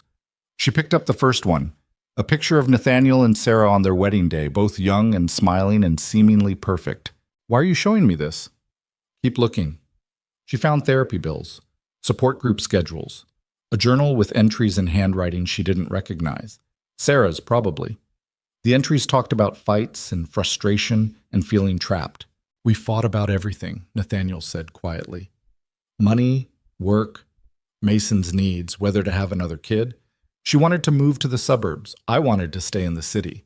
She hated my hours. I resented her family's expectations. We were falling apart long before the accident. We just didn't want to admit it. "Nathaniel, I blame myself when she died. Not just for the accident, but for everything, for failing her, for not being enough, for being relieved that we didn't have to keep pretending anymore." His voice cracked. "I was relieved, Chloe. My wife died, and part of me was relieved because it meant I didn't have to keep living a lie. You were in pain. People think terrible things when they're in pain." "I know. My therapist said the same thing, but I spent 3 years punishing myself anyway, throwing myself into work, keeping everyone at arm's length, building this perfect controlled life where nothing could hurt me because I didn't let anything close enough to matter. And then you showed up, loud and messy and completely wrong for me on paper. And you didn't care about my money or my status or any of it. You just wanted to know if I was a good person, if I was a good father, if I was real." Chloe's eyes were burning. "You think I'm going to realize you're not worth the trouble," Nathaniel continued, "but I already know exactly what being with you costs. The whispers, the judgment. People like James Pritchard telling me I can do better, society pages speculating about why I'm slumming it. Then why? Because you're worth all of it. Because when I'm with you, I'm not CEO Nathaniel Reed who has to perform perfection every minute of every day. I'm just me, flawed and scared and trying to be better. And you love me anyway. The real me, not the version I show the world. I do, Chloe whispered. So please don't run. Don't pull away because tonight was hard. Don't protect yourself from something that hasn't even happened yet. Just stay. Be scared with me instead of running from me. She wanted to. Every cell in her body wanted to throw herself into this. Consequences be damned. What if I'm not strong enough? She asked. For what? For your world. For the judgment and the whispers and all of it. What if next time I can't handle it? Then we'll leave early again. We'll find our own version of this that works. We'll make up our own rules. That's not how society works. I don't care how society works. I care about you, about us, about building something real instead of something that just looks good from the outside. Chloe looked at this man who'd just laid himself bare, who'd shown her his worst moments and his biggest failures and trusted her with all of it. She thought about her mother's voice, about independence and never relying on anyone and protecting yourself above all else. Then she thought about Mason's smile, about Saturday afternoons building science projects, about the way Nathaniel looked at her like she was something precious and irreplaceable. Sometimes the scariest thing was also the right thing. Okay, she said. Okay? I'll stay. I'll try. I can't promise I won't freak out again, but I'll try. Nathaniel pulled her close, kissed her forehead, her cheeks, her lips. That's all I'm asking. Just try. They stayed on the couch for hours, talking through everything. The gala, the people who'd judged her, James Pritchard's cruel concern, Cassandra's dismissive smiles. I wanted to punch Derek, Nathaniel admitted. When he told you to move somewhere cheaper if you can't afford Boston, I wanted to punch him right in his smug face. Why didn't you? Because you were handling it, and because assault charges would have really ruined the evening. Chloe laughed. Fair point. But for the record, Derek's an asshole. Always has been. Half the people at that table are assholes. I only sit with them because Marcus arranged the seating and he has terrible judgment. Marcus seems nice. Marcus is nice. His taste in friends is questionable. He introduced us. Exactly my point. She shoved him playfully. He caught her hand, pulled her closer. I meant what I said, he murmured. I love you. I know. And I love you too. Even though you're ridiculous and overprotective and have terrible taste in charity galas. Best thing I've heard all night. They fell asleep on the couch, tangled together, exhausted from the emotional whiplash of the evening. Chloe woke up at 3 a.m. with a crick in her neck and Nathaniel's arm going numb under her. We should move to the bed, she mumbled. Too tired. Your arm's asleep. Don't care. Nathaniel. Fine. They stumbled to his bedroom, fell into bed still half-dressed. Chloe buried her face in his chest and let herself feel safe for the first time all night. Thank you, she whispered. For what? For leaving, for showing me those papers, for not letting me run. Always. She believed him. Maybe that was the scariest part of all. The weeks after the gala settled into something almost comfortable. Chloe stopped waiting for the other shoe to drop. Started believing that maybe, just maybe, this could work. She spent more nights at Nathaniel's place than her own. Her toothbrush migrated from the guest bathroom to his. Her clothes started appearing in his closet in quantities that couldn't be explained away as just in case. Mason began setting 3 places at the table without being asked. They didn't talk about what it meant, didn't label it or make it official, just let it happen. Then the email came. Chloe was at work, shelving returns in the science section, when her phone buzzed. The sender was someone named Dr. Rachel Chen from Vertex Robotics. The subject line read, Opportunity, engineering position. Her heart stopped. She'd applied to Vertex almost 2 years ago, right after her mom died. Back when she'd still believed she might somehow finish her degree, get back into engineering, reclaim the life she'd put on hold. She'd forgotten all about it. The email was brief and professional. They'd reviewed her application and academic record. Despite her incomplete degree, her coursework and recommendations were impressive. They had an opening for a junior engineer on their medical robotics team, based in San Francisco, competitive salary, full benefits, relocation assistance. Would she be interested in a phone interview? Chloe read it 3 times, then once more to make sure she wasn't hallucinating. This was the dream. The exact dream she'd given up when her mom got sick. Medical robotics, cutting-edge technology that actually helped people. Everything she'd wanted before life got in the way. In San Francisco, 3,000 miles from Boston, from Nathaniel, from Mason, from the life she'd accidentally built here. She didn't respond right away, shoved her phone in her pocket and went back to shelving books with shaking hands. That evening, she was supposed to go to Nathaniel's for dinner. Mason had a project due and wanted her help. She almost canceled, almost texted some excuse about not feeling well or having to work late. Instead, she went. Mason was in full project mode when she arrived, paper spread across the dining table, laptop open to 3 different tabs. It's a report on renewable energy, he explained without preamble. I want to focus on tidal power because nobody else will pick that. And also it's really interesting, but I need to find credible sources, and most of the websites are either too technical or too simple. Let me see what you've got. They worked for an hour. Chloe helped him navigate academic databases and translate the technical papers into language a 4th grader could actually use. Mason absorbed it all like a sponge, asking questions that would have stumped most adults. You're really good at this, he said at one point. At what? Explaining stuff. Making complicated things make sense. You should be a teacher or something. I kind of am.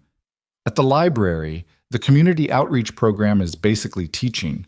Yeah, but like a real teacher. At a university, teaching engineering. The words hit harder than they should have.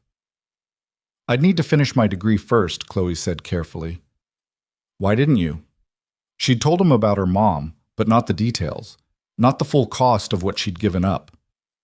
I had to take care of my mom. She was sick for a long time. There wasn't money for both medical bills and tuition, and she needed me more than I needed a degree. Do you miss it? Engineering? Sometimes. Yeah. You could go back now that she's... He trailed off, realizing he was walking into painful territory. Maybe. Someday. Mason looked at her with those 2 perceptive eyes. But you won't, because you're here now, with us. It wasn't a question. Nathaniel came home at 7, loosening his tie as he walked through the door. He kissed Chloe hello, ruffled Mason's hair, asked about the project. Everything was normal, easy, comfortable, and Chloe felt like she was drowning. After Mason went to bed, she and Nathaniel cleaned up the kitchen together. He washed, she dried. The silence was familiar, but tonight it felt heavy. You're quiet, Nathaniel said. Just tired. Chloe. What? You've been weird all night. What's going on? She should have told him, should have shown him the email and talked it through like adults in a healthy relationship. Instead, she said, nothing, just work stuff. Work stuff. Patricia wants me to expand the teen program. It's a lot to think about. The lie tasted bitter. Nathaniel dried his hands, turned to face her. Are you sure that's all? Yeah, I'm sure. He didn't believe her. She could see it in his face, but he didn't push. Okay, he said quietly, but if something's wrong, I know, I'll tell you. Another lie. That night, Chloe lay awake in Nathaniel's bed, staring at the ceiling, the email burning a hole in her mind.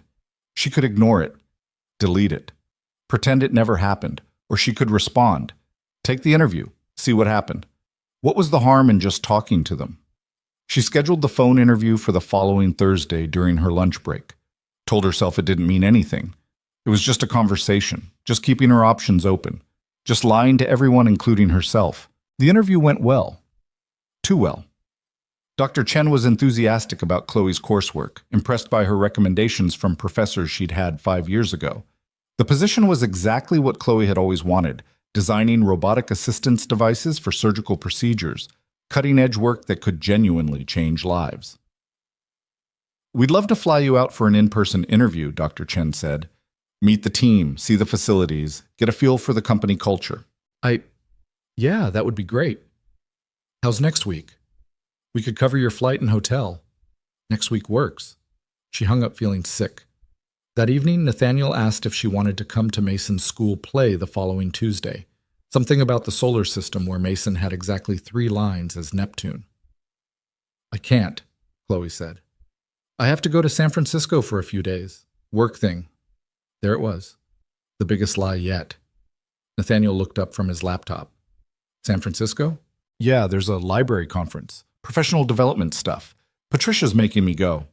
When? Monday through Wednesday. That's sudden. They just finalized it. I'm sorry. I know Mason wanted me there for the play. It's fine. We'll record it for you. The guilt was eating her alive. Sunday night, Chloe went back to her apartment. She needed to pack, needed space to think, needed to stop lying to Nathaniel's face every 5 minutes. Her apartment felt wrong, too small and too quiet, and not at all like home anymore. When had that happened? When had Nathaniel's penthouse become more familiar than her own place? Her phone rang. Mason's number, which meant Nathaniel's phone. Hey, kid. Are you really going to San Francisco for work? Chloe's stomach dropped. What?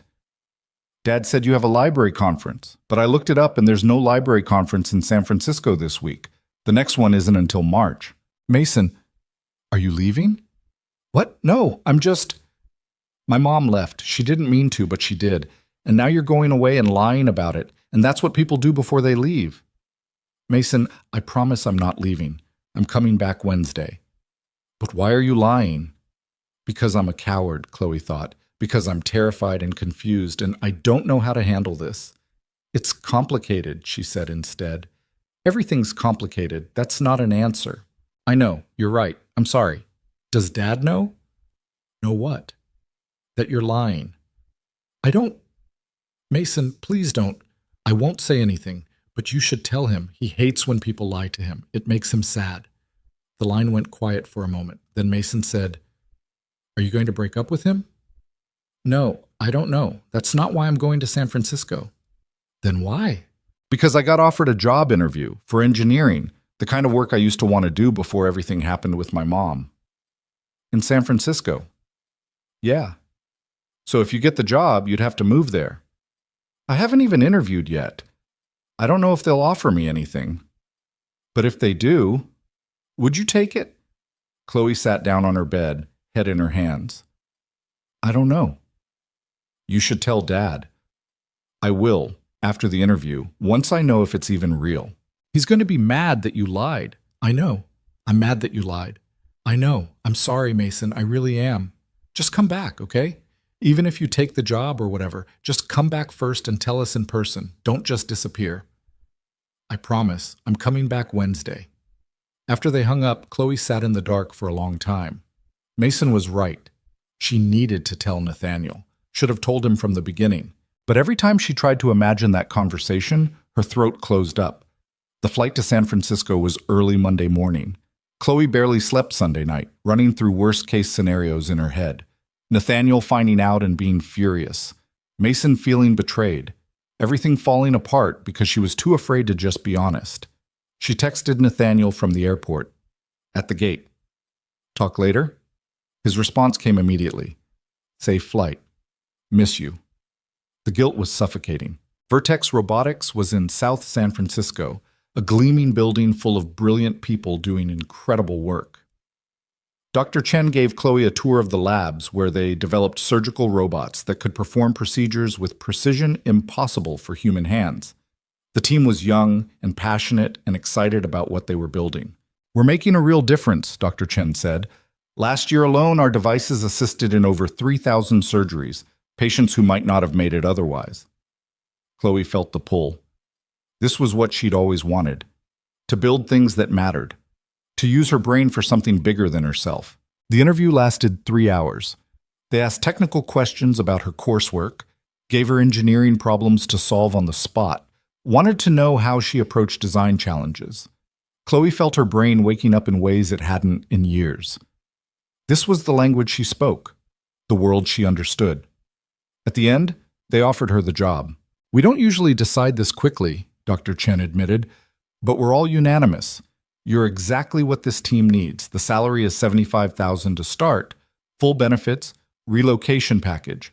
We'd want you to start in 6 weeks if possible. $75,000. Benefits. Doing work she loved. In a city 3,000 miles from everyone she'd come to care about. Can I think about it? Chloe asked. Of course. Take a week. We'll send over the formal offer tomorrow. Chloe flew back to Boston on Tuesday night. She'd missed Mason's play. Missed 2 days of work.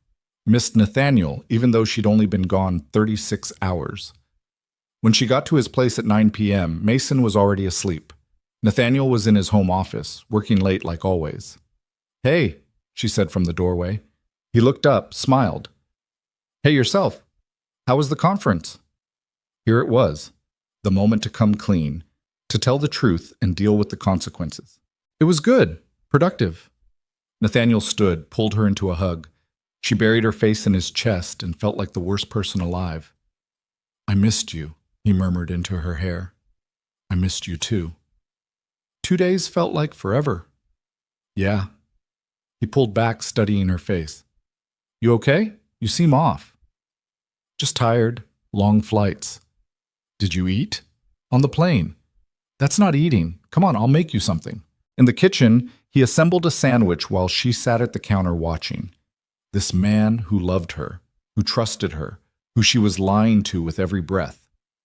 "Nathaniel," she started. "I need to tell you something." He looked up, immediately alert. "What's wrong?" Before she could answer, his phone rang. He glanced at it, frowned. "I need to take this. Work emergency. Give me 5 minutes?" "Yeah, sure." He disappeared into his office. Chloe sat alone in the kitchen, sandwich untouched, courage evaporating. When Nathaniel came back 20 minutes later, he looked stressed. "Sorry, client crisis in Tokyo. I have to jump on a call in 10 minutes and it's probably going to run late. Can we talk tomorrow?" "Tomorrow's fine." "You sure? You said you needed to tell me something. It can wait." "Chloe, really, it's fine. Go deal with your crisis." He kissed her forehead. "Stay tonight?" "I should go home. Get some rest." "You sure?" "Yeah." She left before he could argue, went back to her apartment and stared at the ceiling until sunrise. The formal offer came Wednesday morning, $75,000 a year. Start date 6 weeks out. Everything she'd ever wanted professionally. Chloe read it over and over, trying to feel excited, trying to feel anything except dread. Thursday evening, she finally forced herself to go to Nathaniel's. She'd been dodging him for 2 days, claiming she was catching up on work after the conference. He'd stopped buying it. "What's going on with you?" he asked the moment she walked in. "Where's Mason?" "At Marcus's, playing video games with his nephew." "Don't deflect. Talk to me." "Can we sit down?" They sat on the couch. Nathaniel angled toward her, worried and confused, and everything she was about to destroy. "I didn't go to a library conference," Chloe said. "I know." "What?" "Mason told me. About the job interview, about San Francisco." Chloe's heart stopped. "When?" "Tuesday night, after you got back. He felt guilty keeping secrets." "Nathaniel, Did you get it, the job?" "Yes." He flinched like she'd hit him. "And?" "They offered me $75,000 a year, medical robotics, everything I gave up when my mom got sick." "In San Francisco?" "Yes." "Were you going to tell me, or were you just going to accept it and then figure out how to break the news?" "I don't know. I'm so confused, Nathaniel. This is everything I wanted, everything I dreamed about before my life fell apart, and now I have a chance to get it back, and I should be excited, but I'm not, because all I can think about is leaving you and Mason, and then don't." "What?" "Don't take it. Stay here, with us." "I can't ask you to, You're not asking. I'm telling you, don't go." Chloe stood up, pacing. "You don't get to just tell me what to do. I'm not telling you what to do. I'm asking you to choose us. That's not fair. None of this is fair. You lied to me, Chloe, for a week. You went to San Francisco and interviewed for a job and didn't say a word. What part of that is fair?" "I was scared." "Of what? Of me not supporting you? Of me being angry that you wanted something for yourself? What? Of you making this easy? Of you telling me to follow my dreams or whatever noble bullshit you're supposed to say, and me having to actually choose between you and everything I've ever wanted professionally?" The words hung between them, raw and ugly. Nathaniel's face went very still. "Is that what I am to you? An obstacle between you and your dreams?" "No, that's not what I meant." "Then what did you mean?" I mean that for 5 years I've put everyone else first, my mom, my responsibilities, survival, and now I finally have a chance to do something for me, something that could actually change my life. And I can't even be happy about it because I love you, because choosing myself feels like betraying you and Mason, and I don't know what to do. So you lied instead. Yes, I lied because I'm a coward, and I didn't know how to handle this. Nathaniel stood, ran his hands through his hair. You want to know what I think? Not really, but you're going to tell me anyway. I think you should take the job. Chloe's breath caught. What? Take the job. Go to San Francisco. Do the work you've always wanted to do. Nathaniel, I'm serious. This is your dream, right? Everything you've ever wanted? Then take it. And us? There is no us if you stay here resenting me for being the reason you gave up your dream. There is no us if you're always wondering what if. So that's it? I take the job and we're done? I don't know. His voice cracked. I don't have the answer, Chloe. All I know is that I love you and I want you to be happy. And if that means letting you go, then that's what I have to do. That's the most passive-aggressive, supportive thing I've ever heard. Well, I'm doing my best here. This isn't exactly a situation they covered in therapy. Despite everything, Chloe almost laughed. Almost. What if I don't want to choose? She asked quietly. Everyone has to choose eventually. I could do long distance, fly back on weekends. We could make it work. For how long? 6 months? A year? And then what? One of us resents the other for not moving. We drift apart. Mason gets attached and then loses another person. We drag it out until it's painful for everyone. You're already writing the ending. I'm being realistic. You're being scared, just like me. Nathaniel looked at her with eyes full of pain. Yeah, I am. Because I've already lost someone I loved, and losing you is going to destroy me. But at least this way it's clean. At least this way you get what you want. I want you. You also want that job. And you should have it. You've sacrificed enough. Chloe felt tears spilling down her face. I hate this. Me too. What do I tell Mason? The truth. That you love him, but you need to do this for yourself. He'll understand. He's smart enough to get it. He's going to be heartbroken. Yeah, he is. So am I. They stood there in his living room with the city lights behind them and everything falling apart. I should go, Chloe said. You don't have to. Yeah, I do. If I stay, I'm just going to keep trying to find a way to make this work when we both know it won't. Chloe, I love you. I need you to know that. This isn't about not loving you enough. It's about finally choosing myself for once in my life. I know. She left, walked out of his apartment and his life with her heart in pieces, wondering if she'd just made the biggest mistake of her life. But she'd also made a choice. Finally. For herself. And maybe that had to be enough. Chloe didn't sleep that night, or the next. She moved through the following days like a ghost, going through motions she didn't feel. Work, her apartment, the silence that used to be comforting and now felt suffocating. She had 2 weeks to decide. The offer stipulated a response deadline. After that, Vertex would move on to other candidates. Her phone stayed silent. Nathaniel didn't call, didn't text, gave her the space she'd asked for even though it was killing her. On Saturday, someone knocked on her door. Chloe opened it, expecting her landlord or a package delivery. Mason stood in the hallway, backpack over his shoulder, looking small and determined. How did you get here? Chloe asked, shocked. Uber. I saved money from my allowance. Does your dad know you're here? No, he thinks I'm at the library. Mason, can I come in? Or are we going to have this conversation in the hallway where Mrs. Kowalski can hear everything? Chloe stepped aside. Mason walked in, looked around her tiny apartment like he was cataloging evidence. You haven't been over in a week, he said. I know. Dad's been sad. He pretends he's not, but I can tell. He works late every night, and he doesn't eat dinner, and yesterday I found him just sitting on the couch staring at nothing.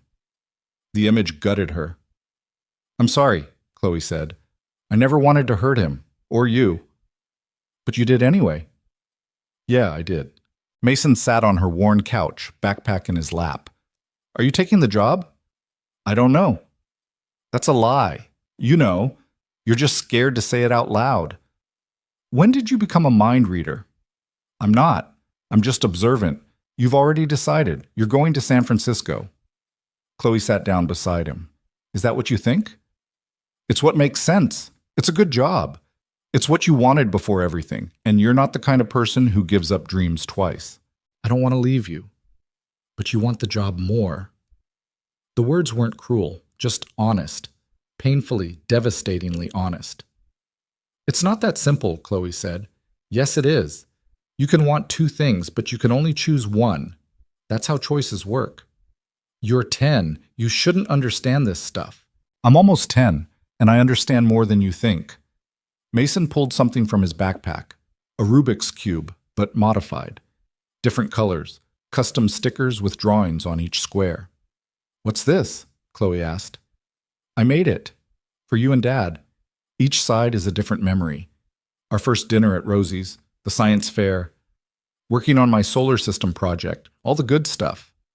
He turned it in his hands. I was going to give it to Dad to give to you, so he could propose. Chloe's heart stopped.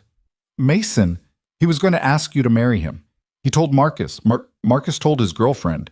His girlfriend mentioned it to her sister, and her sister told me because she thought I already knew. Adults are bad at keeping secrets. He never said anything to me. Because you left before he could. Because you took that interview and lied about it, and then everything fell apart. Mason's voice cracked. My mom died. I didn't choose that. But you're choosing to leave, and I don't understand why we're not enough. Chloe pulled him close, felt him resist for a moment before collapsing against her. He didn't cry, just shook silently, this brilliant kid who'd already lost too much. You are enough, Chloe whispered. You and your dad are more than enough. You're everything. But that's what makes this so hard. Then don't go. It's not that simple. Everyone keeps saying that. But it is. Stay or go. That's simple. The choice is simple. Living with either choice is what's complicated. Mason pulled back, wiping his eyes. My therapist says that sometimes the right choice is the one that helps you grow, even if it hurts. Is that what this is? I don't know. Maybe. Do you love my dad? Yes. So much it scares me. Does he know that? I think so. I hope so. Mason stood, shouldering his backpack. I have to go. Dad's going to notice I'm gone soon. I'll drive you back. No, I need to think. The Uber's waiting downstairs anyway. At the door, he turned back. I'm mad at you, but I don't hate you. I just wanted you to know that. I'm mad at me too. Good. You should be. He left.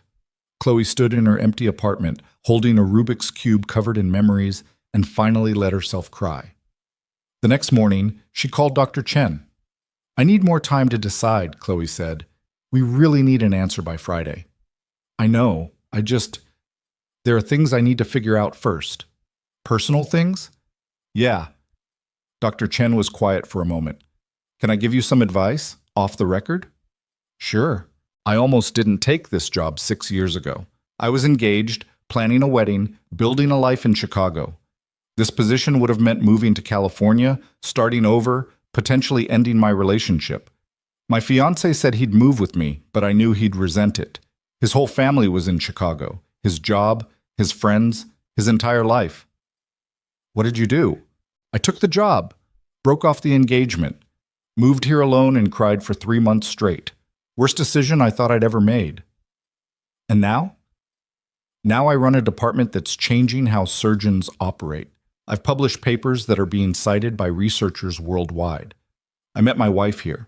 She's a software engineer, brilliant and weird and perfect for me. And my ex? He's married with kids in Chicago doing exactly what he always wanted. We both got what we needed, just not together. So you're saying take the job. I'm saying that choosing yourself isn't selfish. It's survival. And the people who really love you will understand that, even if it hurts like hell. After they hung up, Chloe sat with those words. Choosing herself. When had she ever done that? She'd sacrificed for her mom, put her dreams on hold for responsibility. And with Nathaniel, she'd been ready to do it again. To stay in Boston, keep working at the library, build a life around what he and Mason needed instead of what she wanted. Was that love, or was it just another form of disappearing? Her phone rang. Nathaniel. Hey, she answered. Mason took an Uber to your place yesterday. I know. He told me. I wish you'd called to let me know. I was worried. I'm sorry. I should have. Silence stretched between them, full of everything they weren't saying. He showed you the Rubik's Cube, Nathaniel said finally. Yeah. I was going to wait. After you got back from San Francisco, after things settled, I had this whole plan. Marcus was going to take Mason for the weekend, and I was going to cook you dinner and ask you properly, ring and everything. Nathaniel, I bought the ring 3 weeks ago. It's in my desk drawer. Simple band, nothing flashy because I know you'd hate flashy, and I keep opening the drawer and looking at it and wondering what the hell I was thinking. You were thinking you loved me. I do love you. That's the problem. If I didn't, this would be easier. Would it? No, probably not. More silence. Chloe heard traffic in the background. He was outside somewhere. Where are you? She asked. Sitting in my car outside your building? I've been here for 20 minutes trying to figure out if I should come up. Do you want to? I don't know what I want anymore, except you, and I can't have that, so... You're in your car right now? Yeah. Come up, please. 5 minutes later, he was at her door. He looked terrible. Hadn't shaved, dark circles under his eyes, wearing a wrinkled shirt that was so unlike him it hurt to see. You look like hell, Chloe said. Right back at you. They stood in her doorway, two people who loved each other and had no idea how to make it work. I haven't decided yet, Chloe said. About the job. Yes, you have. Nathaniel, you have. You're just afraid to tell me, so I'll make it easy. Take it. Go to San Francisco. Do the work you're meant to do. And us? I already told you. There is no us if you stay and regret it. I won't be the reason you give up your dreams again. What if I don't want noble sacrifice? What if I want you to fight for me, to ask me to stay because you can't imagine your life without me? I can't imagine my life without you, but I can't ask you to give up everything either. That's not fair to you. Nothing about this is fair. Nathaniel stepped inside, closed the door. Do you remember what you said to me after the gala, when I told you I loved you? I said a lot of things. You said you were terrified because everyone you loved leaves, and I promised I wouldn't, that I'd show up, that I wouldn't run. He took her hands. I'm keeping that promise. I'm not running, but I'm also not going to cage you. If you need to go, then go. I'll survive. Mason will survive. We'll figure it out. I don't want you to just survive. I want you to be happy. Then tell me how. Because right now, every option ends with someone getting hurt. Chloe pulled her hands away, pacing her small living room. What if I stayed? What if I turned down the job and stayed here and we got married and built a life and I never looked back? You'd resent me eventually. Maybe not this year or next year, but someday. Someday you'd see an article about medical robotics or hear about some breakthrough and wonder what if. Wonder what you could have contributed. Wonder who you might have been. You don't know that. Yes, I do. Because I've seen what regret does to people. My parents had a friend who gave up a music career to marry rich. 20 years later, she was an alcoholic who hated her life and blamed her husband for everything. I won't be that person for you. That's not the same thing. Isn't it? Chloe stopped pacing. What if we tried long distance? Really tried. Not the half-hearted, let's see what happens version. An actual plan. Flights every other weekend, video calls, making it work until we figure out something better. And then what? One of us has to move eventually. Either I uproot my entire company and Mason's life to move to California, or you give up the job you moved there for to come back here. Either way, someone sacrifices everything. People make relationships work across distance all the time. Not successfully, not long term, and not when there's a kid involved who's already been traumatized by loss. The words landed heavy. So that's it, Chloe said quietly. You've already decided this is over. You're just waiting for me to be the one to end it, so you don't have to be the bad guy. That's not fair. None of this is fair. You keep saying that like it absolves you of actually fighting for us. I am fighting for us, by letting you go, by not making you choose between me and your entire future. What if I want to choose? What if I want the choice to be mine instead of you making it for me because you're too scared to ask me to stay? Nathaniel's composure cracked. Fine, you want me to ask? Stay. Don't take the job. Stay in Boston and marry me and help me raise Mason and build a life here. Choose us. Choose me. The words hung between them, raw and desperate. And if I do? Chloe asked. If I stay? What happens in 5 years when I'm stuck at the library doing work that doesn't challenge me, watching other people make breakthroughs in a field I used to love? What happens when I start to resent you for asking me to stay? When I blame you for the life I gave up? I don't know. Exactly, you don't know, because there's no good answer. Every choice leads to someone getting hurt. They stood in her apartment, at an impasse neither of them knew how to cross. I should go, Nathaniel said finally. Yeah, you should. At the door, he turned back. For what it's worth, I'm sorry for not being enough, for not being worth staying for. Nathaniel, that's not... But he was already gone. Chloe spent the next 3 days in a fog. She went to work, came home, stared at the job offer, and felt paralyzed. Every time she leaned toward accepting, she thought about Mason's face, about Nathaniel's broken expression, about walking away from the only real family she'd had since her mom died. Every time she leaned toward declining, she thought about the next 20 years, working at the library, watching her engineering knowledge fade, wondering what might have been. Thursday evening, her coworker Janet cornered her in the break room. You look terrible, Janet said bluntly. Thanks. What's going on? And don't say nothing. You've been zombie walking through work all week. Chloe told her. All of it. The job offer, Nathaniel, Mason, the impossible choice. Janet listened without interrupting. When Chloe finished, she said, Can I tell you something you're not going to want to hear? Do I have a choice? Not really. Here it is. You're so busy trying to make the right choice that you're forgetting there isn't one. There's just the choice you make and what you do after. That's not helpful. It's not supposed to be helpful. It's supposed to be true. You think staying makes you a good person who chooses love. You think leaving makes you selfish. But you know what? Neither of those things are actually true. You're just a person trying to build a life, and sometimes that means choosing yourself even when it hurts. But what about Nathaniel and Mason? What about them? They'll survive. People survive heartbreak all the time. They're not your responsibility. Your responsibility is to yourself. That sounds incredibly selfish. Only because you've been taught that putting yourself first is selfish. But it's not. It's necessary. Especially for women who've spent their whole lives taking care of everyone else. Chloe went home that night and finally let herself think the thought she'd been avoiding. She wanted the job. Not despite Nathaniel and Mason. Not to punish them or prove something. She just wanted it. Wanted to use her brain the way she'd always dreamed. Wanted to build things that mattered. Wanted to stop putting her life on hold for other people's needs. And maybe that was okay.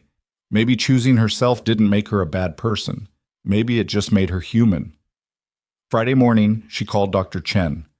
I'm accepting the offer, Chloe said. Excellent. We're thrilled to have you. When can you start? 6 weeks. I need to give notice at my current job and figure out logistics. Perfect. I'll send over the paperwork today. Welcome to the team, Chloe. After she hung up, Chloe sat in her apartment feeling terrified and relieved and heartbroken all at once. She'd made her choice. Now she had to live with it. That evening, she drove to Nathaniel's building.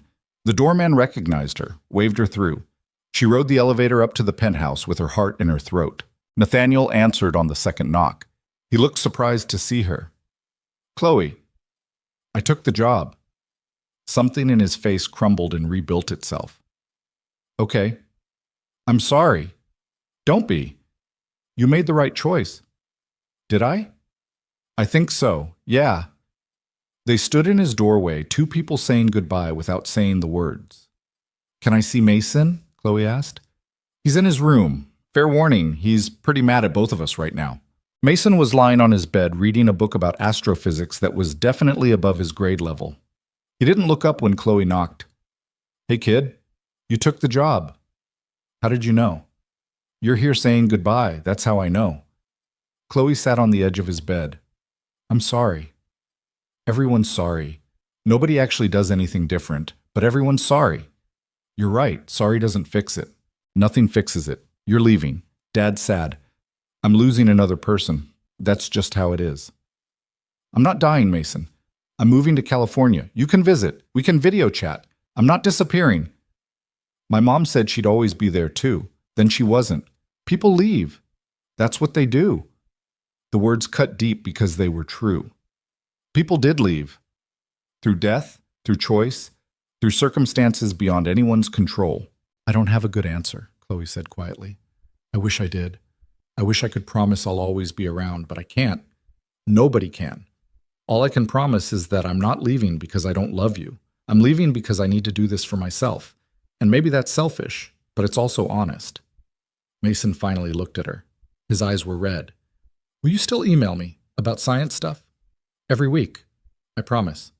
And if I have questions about engineering or robotics, I'll answer every single one. Even the complicated ones?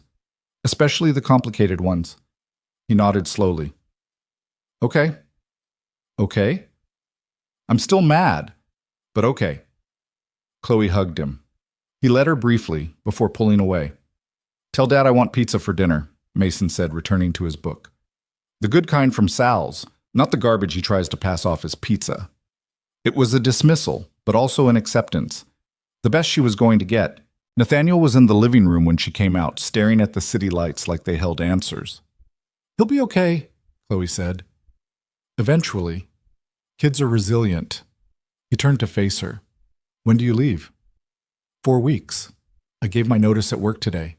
That's fast. Vertex wants me to start training before the new project cycle begins. Makes sense. They stood in awkward silence, two people who used to fit together perfectly and now didn't know how to stand in the same room. I don't know how to do this, Chloe admitted. The goodbye part. Me neither. We could stay friends, keep in touch, send awkward holiday cards. Or we could make a clean break, let each other move on. Is that what you want? I don't know what I want, except for you to stay, and I can't have that, so... Chloe moved closer. I love you. I need you to know that. This isn't about not loving you enough. I know. And if things were different, but they're not. And we can't build a relationship on what if. No, we can't. She kissed him. One last time, soft and sad and full of everything they weren't going to be. When she pulled away, Nathaniel's eyes were wet. Be happy, he whispered. In San Francisco. With your robots and your brilliant colleagues, be everything you're supposed to be. You too. Find someone who fits your world better than I did. Someone who knows which fork to use and doesn't spill wine at fancy restaurants. I don't want someone who fits my world. I wanted you. Past tense? I don't know yet. Ask me in a year. Chloe left before she could change her mind, before she could throw away the job and beg him to let her stay, before she could make another choice based on someone else's needs instead of her own. The next month passed in a blur, packing her apartment, training her replacement at the library, saying goodbye to Janet and Patricia and the regular patrons who'd become familiar faces. Marcus took her to lunch the week before she left. For the record, he said over mediocre Thai food, I think you're making a mistake. Thanks for the support. I'm serious. You and Nathaniel were good together, better than I've ever seen him, and you're throwing it away for a job. It's not just a job. It's my career, my future. Your future could have been here, with him, with Mason. And what about my dreams, my potential? Do those not matter? Of course they matter, but so does love. And finding someone who actually gets you is rare. You're gambling that the job will be worth losing that. Maybe it will be. And if it's not, then I'll figure it out, like everyone else does. Marcus sighed. I hope you're right. I really do. But I've known Nathaniel for 15 years. I've seen him date a lot of women. You're the only one who ever made him actually happy. That's not nothing. I know it's not nothing, but it's also not everything. Her last day in Boston was gray and cold, typical November weather. She'd shipped most of her stuff ahead. What remained fit in her car, a 10-year-old Honda that would barely make it across the country, but was all she had. She drove past the library one last time, past Brewhaven, past Rosie's Diner where she'd first seen Mason smile, past all the places that had become home without her noticing. She didn't drive past Nathaniel's building, couldn't handle that particular goodbye again. At the city limits, her phone buzzed. A text from Mason. Safe travels. Don't forget to email. And tell me if you see any cool robots. She pulled over, crying too hard to drive, typed back with shaking hands. I won't forget. Promise. Take care of your dad. I will. He needs it. The drive to California took 5 days. Chloe stayed in cheap motels and ate gas station food and tried not to think about what she'd left behind. San Francisco was beautiful and expensive and overwhelming. Her apartment was tiny, even by Boston standards. But it had a view of the bay and good light, and it was hers. The first day at Vertex was terrifying. Everyone was brilliant and driven and spoke in technical language she'd forgotten she knew. But she kept up, more than kept up, thrived. By the end of her first week, she was contributing to design meetings. By the end of the first month, she'd proposed a modification to their surgical arm that the team lead called ingenious. She was good at this. Really good. And it felt amazing. But the nights were lonely. She'd email Mason about her projects. He'd email back with questions and observations and occasional updates about school. He never mentioned Nathaniel. She never asked. 3 months in, Dr. Chen invited her to coffee. "You're doing exceptional work," Rachel said. "The team loves you. I've never seen someone integrate this quickly." "Thanks. I love it here." "But?" "But what?" "There's a but. I can hear it. You love the work, but you're lonely, missing someone back east." Chloe hadn't talked about Nathaniel to anyone at work. "How did you know?" "Because I've been where you are. Brilliant career, exciting work, and a giant hole where a relationship used to be. It gets easier, eventually." "When?" "Honestly, it took me about 2 years before I stopped looking at my phone expecting texts from my ex. But everyone's different. Comforting. I'm not here to comfort you. I'm here to tell you it was worth it. The pain, the loneliness, all of it. Because I built something I'm proud of, and you will too." Chloe wanted to believe her. 6 months into the job, Vertex sent her to a medical conference in Chicago. She was presenting a paper on robotic precision in microsurgery. Terrifying and exhilarating in equal measure. The presentation went well. Afterward, people approached with questions and interest and business cards. She felt valued in a way she hadn't in years. That evening, sitting alone in her hotel room, she opened Instagram. She'd been avoiding Nathaniel's account, avoiding anything that might pull her back into a life she'd chosen to leave. But tonight, lonely in a Chicago hotel, she looked. His latest post was from 3 days ago. Mason at a science fair holding a first-place ribbon, grinning. The caption read, "Proud of this kid. First place for his renewable energy project. He gets his brains from his mother." Chloe stared at the photo for a long time. Mason looked happy. Nathaniel looked... She couldn't tell. The photo was of Mason. Nathaniel was just a blur in the background. She almost texted him. Almost sent a congratulations. Almost broke 6 months of silence. Instead, she closed the app and went to bed.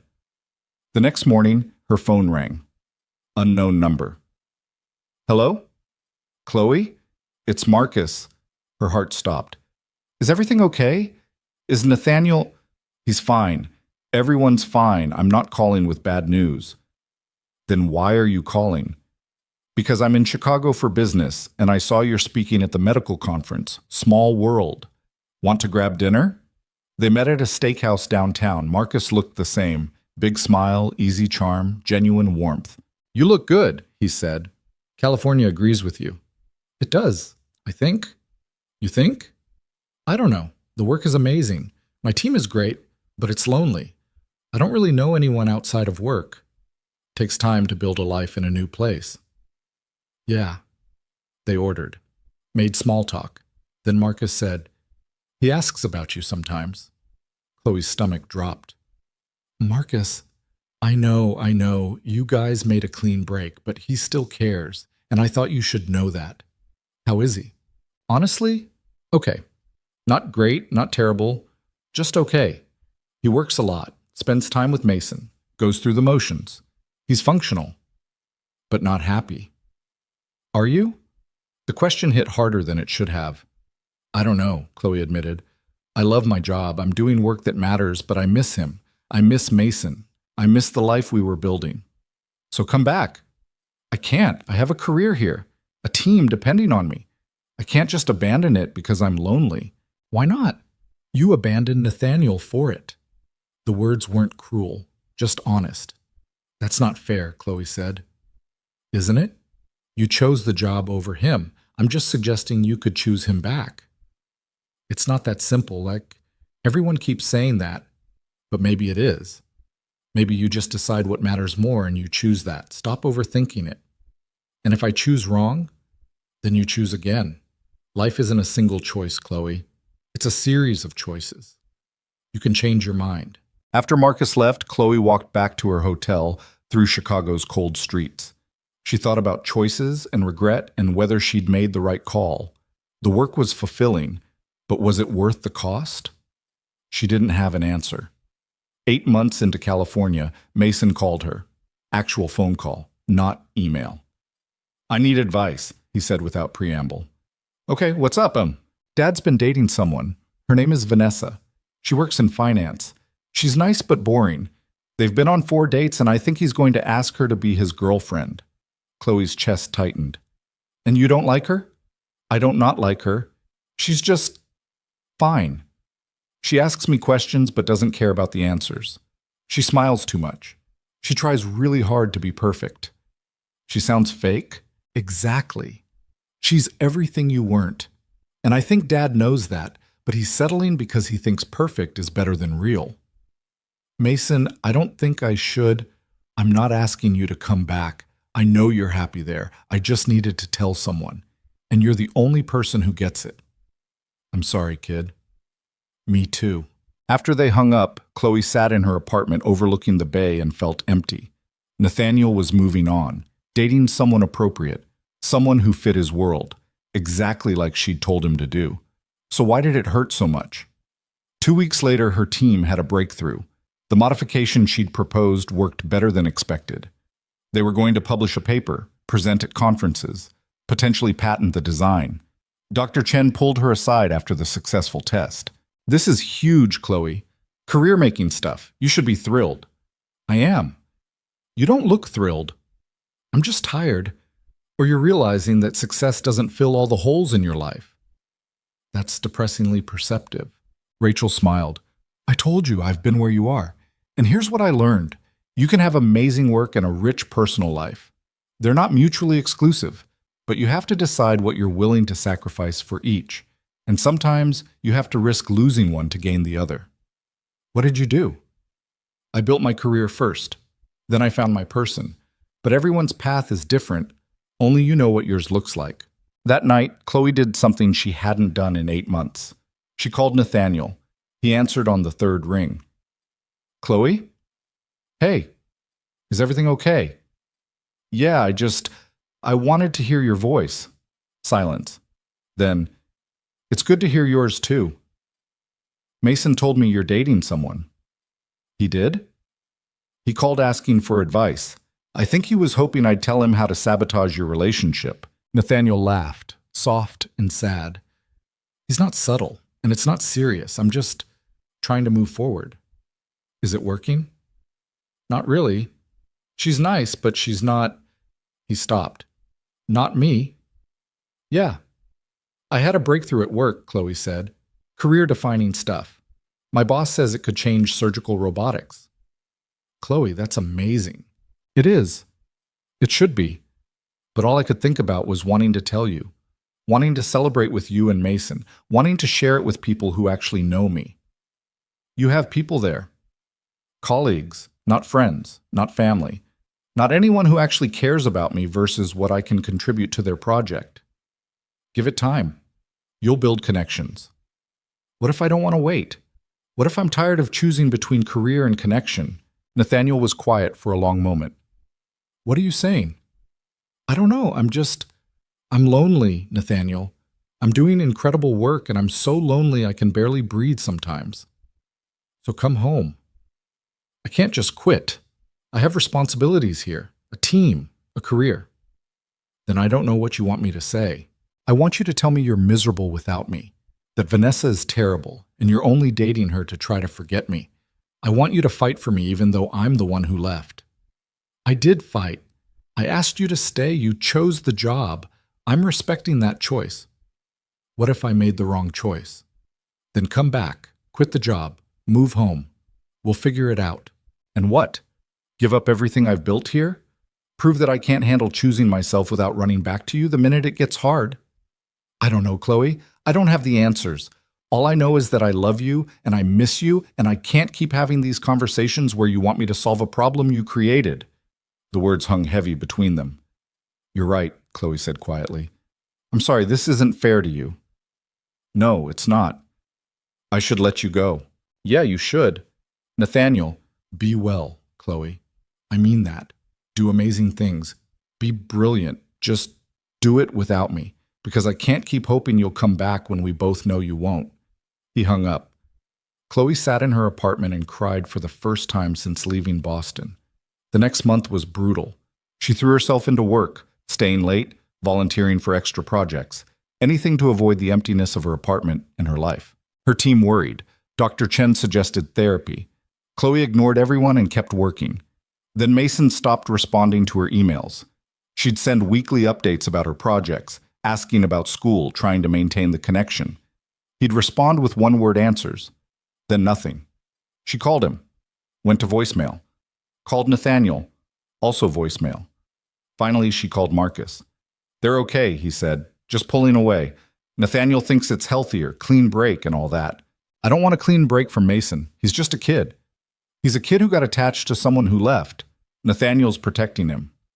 By cutting me out completely? What did you expect, Chloe? You can't leave someone and then expect them to keep you in their life on your terms. That's not how it works." "I didn't want this." "Then you shouldn't have left." The truth hurt.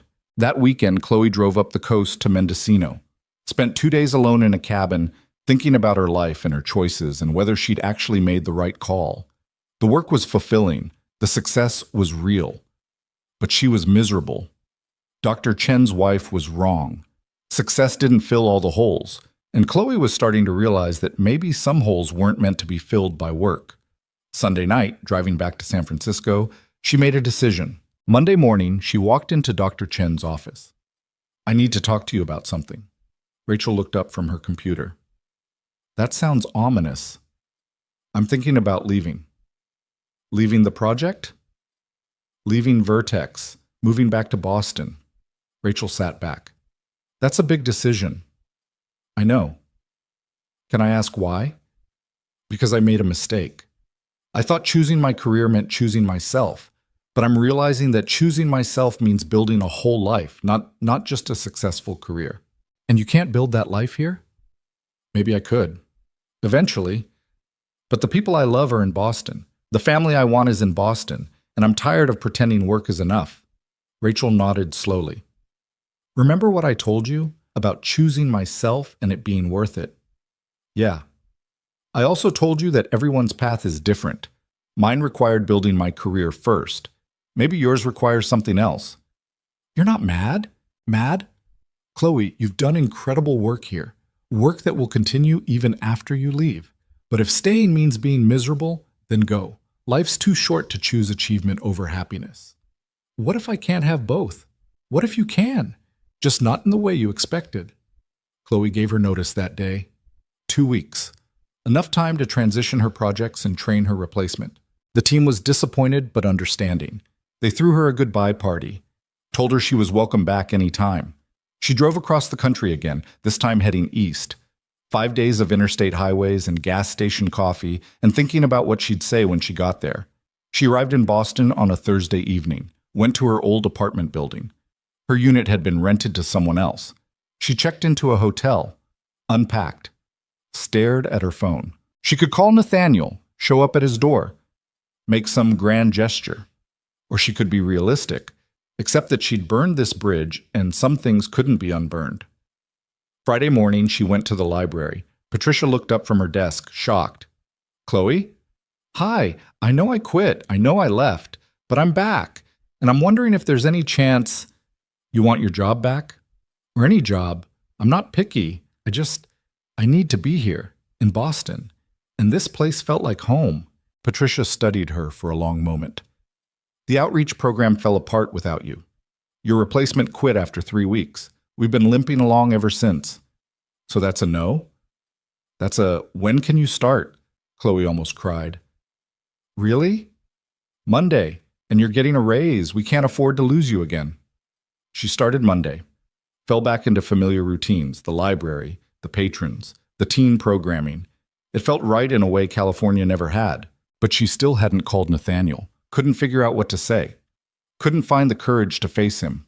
2 weeks back in Boston, she was shelving books when someone cleared their throat behind her. She turned. Mason stood there, looking taller than she remembered, still wearing glasses, still too serious for 10. "You're back," he said. "I'm back." "Why?" "Because I made a mistake, because the job wasn't enough, because I missed you and your dad and the life I left behind." "Dad doesn't know you're here." "I know. You should tell him." "I don't know if he wants to hear from me." Mason pulled something from his backpack, the Rubik's Cube, the one he'd made with all their memories. "He still has the ring," Mason said, "in his desk drawer. He looks at it sometimes when he thinks I'm not paying attention." Chloe's throat got tight. "Mason, I'm still mad at you for leaving, but I'm glad you came back, even if it's too late." "Is it? Too late?" "I don't know. You have to ask him." That evening, Chloe stood outside Nathaniel's building. The doorman didn't recognize her. She had to call up. "There's a Chloe Bennett here to see you," the doorman said into the phone. A long pause. Then, "Send her up." The elevator ride felt like an eternity. Nathaniel opened the door before she could knock. He looked good, tired, but good, like he'd been surviving rather than living. "Hi," Chloe said. "You're here." "I'm here. In Boston. I moved back 2 weeks ago." "Why?" "Because I was miserable in California. Because I did incredible work and it didn't matter because I had no one to share it with. Because I love you and I love Mason and I'd rather be a librarian in Boston with you than a successful engineer in San Francisco alone." Nathaniel leaned against the doorframe. "You can't just come back and expect everything to be the same." "I know. You left. You chose your career. I've spent a year trying to move on." "I know, and I'm not asking you to forget that. I'm just asking for a chance, to try again, to do it differently this time." "How?" "I don't know. I don't have all the answers. But I'm here. I'm staying, and I'm choosing you, finally, for real." Nathaniel looked at her for a long moment. "Vanessa and I broke up." "Mason mentioned you were dating." "For like 3 months. It didn't work. She was nice, but she wasn't—" "Me?" "Yeah." "I'm sorry." "Don't be. It wasn't your fault." "Well, it was partially your fault, but mostly it was mine for trying to replace you with someone who'd never be you." "So what now?" "I don't know. You broke my heart, Chloe. You walked away when things got hard. How do I know you won't do it again?" "You don't. I can't promise I won't screw up or make mistakes or hurt you again. All I can promise is that I'm here. Really here. Not 1 foot out the door, not waiting for the next opportunity. Just here, trying to build a life with you if you'll let me." A voice called from inside the apartment. "Dad, who's at the door?" Mason appeared, saw Chloe, looked at his father. "It's your call, Dad, but for the record, I vote yes." "You don't get a vote," Nathaniel said, but he was smiling. "I should get a vote. This affects me too." "How about we all go inside and talk about this like adults?" Chloe suggested. "I'm not an adult," Mason pointed out. "Fine. Like 2 adults and 1 very opinionated almost 10-year-old. They went inside. Sat in the living room where Chloe had spent so many evenings. It felt familiar and strange all at once. "I owe you both an apology," Chloe said. "I left because I was scared and selfish, and I convinced myself that choosing my career meant choosing myself. But I was wrong. Choosing myself means building a whole life. And my whole life includes both of you." "What about your career?" Nathaniel asked. "I'm back at the library. Same job. Better pay. It's not medical robotics, but it's meaningful. And I'm good at it. And most importantly, it's here. And if you get another opportunity in California, I won't take it. I'm done running." "How do I believe that?" "I don't know. I can't prove it. All I can do is show up every day and choose you, choose us, until you believe it." Mason looked at his father. "She came back, Dad. That counts for something." "It does," Nathaniel agreed. "But it doesn't fix everything." "I'm not asking it to fix everything," Chloe said. "I'm just asking for a chance, to try again, to do it right this time." Nathaniel was quiet for a long moment. Then he stood, disappeared into his office, came back holding a small box. The ring. "I bought this a year ago. he said. I was going to ask you to marry me, build a life together, raise Mason together, all of it. Nathaniel, and then you left. And I put this in a drawer and tried to forget about it, tried to move on, but I couldn't. Because you're it for me, Chloe. You're the person I want. The only person I want. So ask me. What? Ask me. Right now. Ask me to marry you.